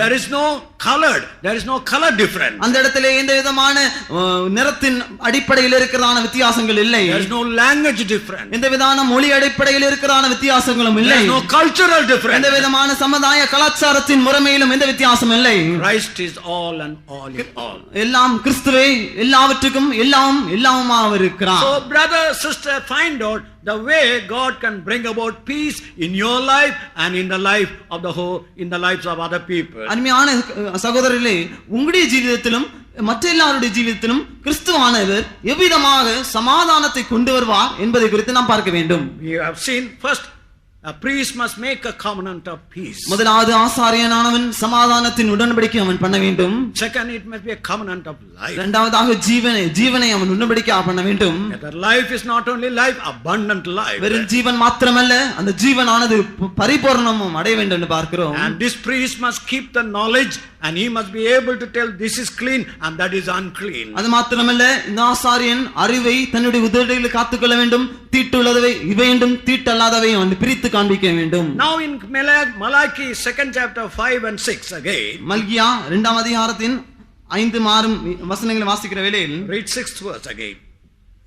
சத்தியவேதம் அவன் வாயில் இருந்தது, அவனுடைய உதடுகளில் அநியாயம் காணப்படவில்லை. அவன் என்னோட சமாதானமும் யதார்த்தமுமாய் சஞ்சரித்து அநேகரை அக்கிரமத்தினின்று திருப்பினான். The law of truth was in his mouth, and iniquity was not found in his lips. He walked with me in peace and in equity, and did turn many away from iniquity. This priest must be able to learn to walk with God. இந்த ஆசாரியனானவன் தேவனோட சஞ்சரிக்கிறதான அனுபவத்தை உடையவனாய் இருக்க வேண்டும். In our spiritual life there are 3 experiences are there. நம்முடைய ஆவிக்குரிய ஜீவியத்தில் 3 அனுபவங்கள் காணப்படுகிறது. One is flying experience. ஒன்று பறக்கிறதான அனுபவம். Always in the heavenly places. எப்பொழுதுமே மேலான பரலோகத்தில் இருக்கிறதான அனுபவங்கள். That is one experience you will always like to enjoy. அந்த அனுபவத்தை தான் ஒவ்வொரு மனுஷனும் தன்னுடைய ஜீவியத்தில் அதிகமாக வாஞ்சித்து அனுபவிக்கிறதான ஒரு இடமாய் But இருக்கிறது. God will bring you the second stage of running experience. ஆனாலும் தேவன் அந்த இடத்துல இருந்து கொண்டு வந்து கீழே ஓடுகிறதான இடத்துக்கு தேவன் அனுபவத்துக்குள்ளாக நம்மை கொண்டு வந்து You will come in contact with the problems and the difficulties of the life in the world. உலகத்தில் இருக்கிறதான கஷ்டங்கள், பாடுகள், நெருக்கங்கள் வழியாக உண்டு கொண்டு செல்லும்படியான வழிகள் மூலமாகவும் அனுபவங்கள் மூலமாகவும் தேவன் நம்மை வழி நடத்துகிறார். There was a great saint called Antony. ஒரு பெரிதான பரிசுத்தமான் ஆண்டனி என்கிறான மனுஷன் இருந்தார். He used to go into the desert. அவர் வனாந்தரத்துக்கு கடந்து சென்று He used to say, my mother and my sister are no more my mother and sister. என்னுடைய தாயும் என்னுடைய சகோதரியும் இனிமேல் இல்லை, அவள் காணப்படவில்லை, இல்லை என்று சொல்லிவிடுவார். He built a great tower. அவர் பெரிதான ஒரு பெரிய கோபுரத்தை கட்டினார். He lived on the top of the tower. அந்த கோபுரத்தின் உச்சியில் அவர் ஜீவியம் செய்தார். And one day he heard a voice. ஆனாலும் ஒரு நாளில் ஒரு சத்தத்தை அவர் கேட்டார். Antony, there is a man better and a holier man than you in the city of Alexandria. Alexandria பட்டணத்தில் உன்னை காட்டிலும் பரிசுத்தமும் நீதியுள்ளதான ஒரு மனுஷன் இருக்கிறார் என்றுதான். Lord, I am living in the desert. ஆண்டவரே, நான் வனாந்தரத்தில் நான் ஜீவிக்கிறேன். I am living on the top of the tower. நான் இந்த கோபுரத்தின் உச்சியில் நான் ஜீவியம் செய்து வருகிறேன். I have not seen my mother. என்னுடைய தாயை நான் பார்க்கவில்லை. I have not seen my sister. என்னுடைய சகோதரியை நான் பார்க்கவில்லை. Who is that person who can live that better life than me? என்னை காட்டிலும் மிகவும் உயர்ந்ததான நிலவரத்தில் யார், எப்படிப்பட்ட மனுஷன் ஜீவிக்க முடியும் என்று கேட்டார். The Lord told, go to the city of Alexandria. தேவன் கூறினார், நீ அந்த அலெக்சாண்ட்ரியா பட்டணத்துக்கு கடந்து செல். He went to Alexandria. அவன் அந்த அலெக்சாண்ட்ரியா பட்டணத்துக்கு புறப்பட்டு சென்றான். God guided him to a poor cobbler's family. ஒரு ஏழை குடும்பத்துக்குள்ளாக தேவன் அவனை வழி நடத்தினார். செருப்பு தைக்கிறவனுடைய வீட்டில், அவர் செருப்பு தைக்கிறதான ஒரு வீட்டுக்குள்ளாக தேவன் அவனை கொண்டு சேர்த்தார். A very poor house. மிகவும் ஏழையான ஒரு குடும்பம். But that man and the wife and the children always sang praises unto God, lived happily with God. ஆனாலும் அந்த குடும்பத்தில் அந்த குடும்ப தலைவர், மனைவி பிள்ளைகள் எல்லாரும் எப்பொழுதும் தேவனுக்குள்ளாக நன்றியை செலுத்தி ஸ்தோத்திர பாடல்களை பாடி தேவனுக்குள்ளாக எப்பொழுதும் சந்தோஷப்படுகிறான ஒரு குடும்பமாக அந்த குடும்பம் காணப்பட்டது. God told Antony, தேவன் கூறினார், Antony, you are living in the desert. நீ வனாந்தரத்தில் ஜீவிக்கிறாய். But they are living in the city. ஆனால் இவர்கள் பட்டணத்தின் மத்தியில் ஜீவிக்கிறார்கள். In the city they are able to maintain that life. இந்த பட்டணத்தின் மத்தியிலே இந்த ஜீவியத்தை அவர்களால் பாதுகாக்க முடிகிறது. So the first life is a flying life. முதலாவது ஜீவியம் பறக்கிறதான ஒரு அனுபவம். The second life running life. இரண்டாவது அனுபவமானது ஓடுகிறதான ஒரு ஓட்டம். But the third is important. ஆனால் மூன்றாவது அனுபவம் தான் மிக முக்கியமான ஒரு அனுபவம். Walking with God. தேவனோடு நடக்கிறது ஆன அனுபவம். A priest must learn to walk with God. ஒரு ஆசாரியன்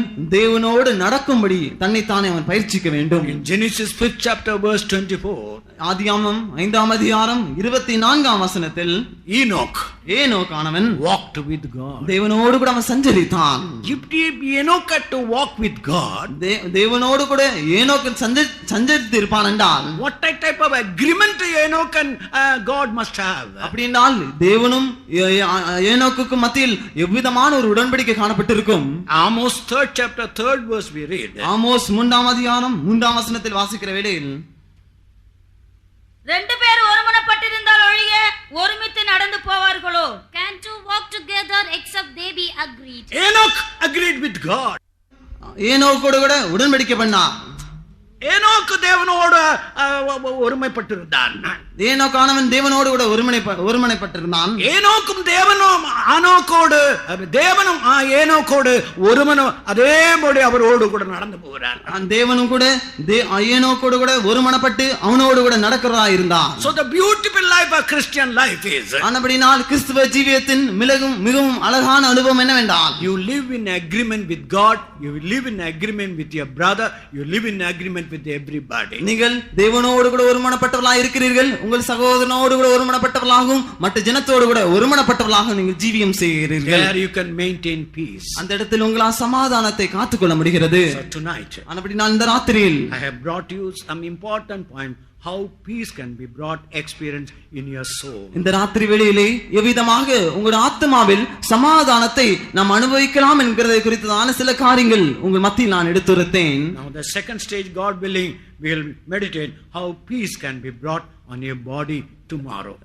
தேவ சித்தமாய் இருக்கும் என்றால் இரண்டாவது அனுபவமாகிய தேவனுடைய சமாதானத்தை எவ்விதமாக நம்முடைய சரீரத்தில் அனுபவிக்கலாம் என்பதை நாளை இரவு நாம் பார்க்கலாம். Shall we close our eyes? நம்முடைய கண்கள் எல்லாரும் மூடுவோமாக. Shall we examine our lives? நம்முடைய ஜீவியத்தை சற்று நாம் ஆராயுவோமாக. God's great plan is to bring about peace in your life. தேவனுடைய பெரிதான நோக்கம் உங்களுடைய ஜீவிதத்திலே சமாதானத்தை கொண்டு வரும்படியாகவே. God's great plan is to bring about peace in the world. தேவனுடைய பெரிதான திட்டம் உலகத்தின் மத்தியில் சமாதானத்தை கொண்டு வரும்படியாகவே. And that can never be brought by human methods. அது எந்த விதமான மனிதர் மூலமாகவும் இந்த பூமியிலே மனுஷனால் கொண்டு வர முடியாது. People are trying to bring about peace by human methods. மனுஷன் தன்னுடைய முயற்சியின் மூலமாக சமாதானத்தை கொண்டு வரும்படியாக மனுஷன் முயற்சி செய்கிறான். No, it can never bring about that peace. ஆனால் மனுஷனால் இந்த விதமான சமாதானத்தை அவனால் கொண்டு வர முடியாது. Why? ஏன்? A man who is divided in his heart. ஏனென்றால் மனுஷன் இருதயத்திலே பிரிக்கப்பட்டவனாக காணப்படுகிறான். A divided man can never bring peace to the whole world. ஒரு பிரிக்கப்பட்ட மனுஷனால் பூமிக்கு சமாதானத்தை உலகத்துக்கு சமாதானத்தை கொண்டு வர முடியாது. First, your peace must come into your heart. முதலாவது சமாதானத்தை தன்னுடைய இருதயத்தில் அவன் கொண்டு வர வேண்டும். That's why you need the ministry of a priest in your life. ஆனபடியால் தான் உங்களுடைய ஜீவிதத்தில் ஆசாரியனுடைய ஊழியம் உங்களுக்கு ஒரு தேவையாக காணப்படுகிறது. Joshua was anointed as a high priest. யோசுவா பிரதான ஆசாரியனாக அபிஷேகம் பண்ணப்பட்டான். As a high priest, he had to maintain the duty of a high priest. ஒரு பிரதான ஆசாரியனாக இருந்து கொண்டு பிரதான ஆசாரியன் செய்ய வேண்டியதான சகல கடமைகளை அவன் செய்ய வேண்டும். In the same way, Jesus Christ as a high priest. அதே போலதான் நம்முடைய ஆண்டவராகிய இயேசு கிறிஸ்துவும் பிரதான ஆசாரியன் அவர் இருக்கிறார். He brought peace to the whole world. முழு உலகத்துக்கும் அவர் சமாதானத்தை கொண்டு வந்து சேர்த்தார். Without Jesus you can never experience peace. ஆண்டவராகிய இயேசு கிறிஸ்து இல்லாமல் உங்களால் சமாதானத்தை அனுபவிக்க முடியாது. So before you leave this meeting, ஆனபடியால் இந்த கூட்டத்திலிருந்து பிரிந்து செல்வதற்கு முன்பாக you give a chance to Jesus Christ. ஆண்டவராகிய இயேசு கிறிஸ்துவுக்கு ஒரு தருணத்தை கொடுப்பீர்களாக.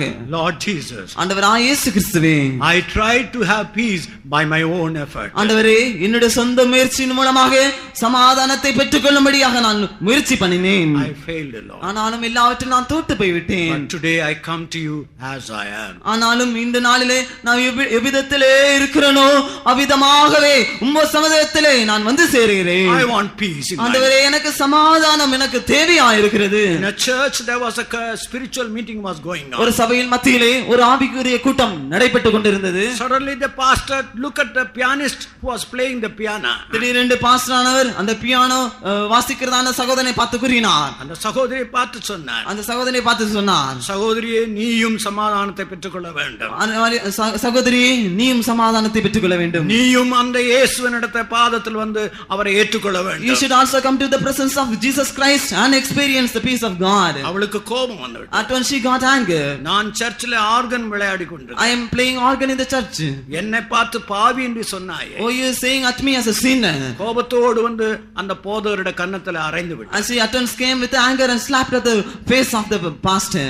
அந்த போதகர் praise the Lord ன்னு சொன்னார். And the pastor said, praise the Lord. அன்றைக்கு ராத்திரி அவள் வீட்டுக்கு போனபோது, And that night while she returned back to her house, 2 மணிக்கு அவள் எழும்பினாள். at 2 o'clock in the midnight she rose up. அவளுடைய இதயத்திலே சமாதானம் போய்விட்டது. And the peace in her heart was being removed away. முழங்கால் படியிட்டார். She is knelt down in the presence of God. ஆங்கிலத்தில் ஒரு பெரிய ஒரு பக்தி ரசமான ஒரு பாட்டை அவர் எழுதினார். And she wrote a pious song in English hymns. Just as I am என்ற ஒரு பாட்டு. And it was a song. நான் பாவிதான் ஆனாலு நீர் மாசற்றர தம் சேந்தேனே வாயேனை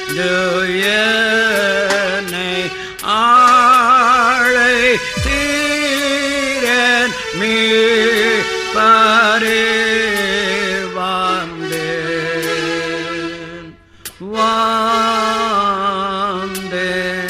முழங்கால் படியிட்டு தன்னுடைய ஜீவத்தை அவள் ஒப்படைத்தாள். And she knelt down and she offered her life to God. நாம் கண்களை மூடிக்கொண்டு Let us close our eyes. நம்முடைய இதயத்தை திறந்து Let us open our hearts. ஆண்டவரே நான் பாவிதான், Oh Lord, I am a sinner.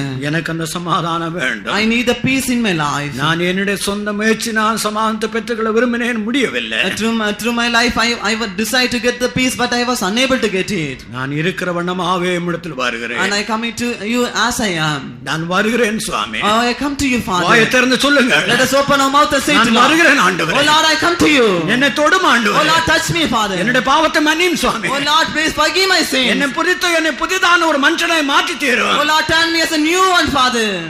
உன்னுடைய இதயத்தை திறந்து நீ உன்னுடைய இதயத்தை கூக்குரலை நீ அவரிடம் முன்பாக ஏறெடுக்கும் போது, While you open your hearts, open your mouth and make your cry aloud to your Lord. அந்த கூக்குரலை கர்த்தர் கேட்டார். And the Lord has heard your cry. உன்னுடைய ஜெபத்தை அவர் கேட்டார். And the Lord has heard your prayers. உன்னுடைய கண்ணீரை அவர் கண்டார். I saw your tears. உன்னுடைய பாவ பாரத்தை நீக்கி விட்டார். He has removed all your sinful burden. அவருடைய இரத்தத்தினால் உனக்கு விடுதலை கிடைத்து By விட்டது. the blood of Jesus, you have the deliverance. புதிய தீர்மானத்தோடு கடந்து போ.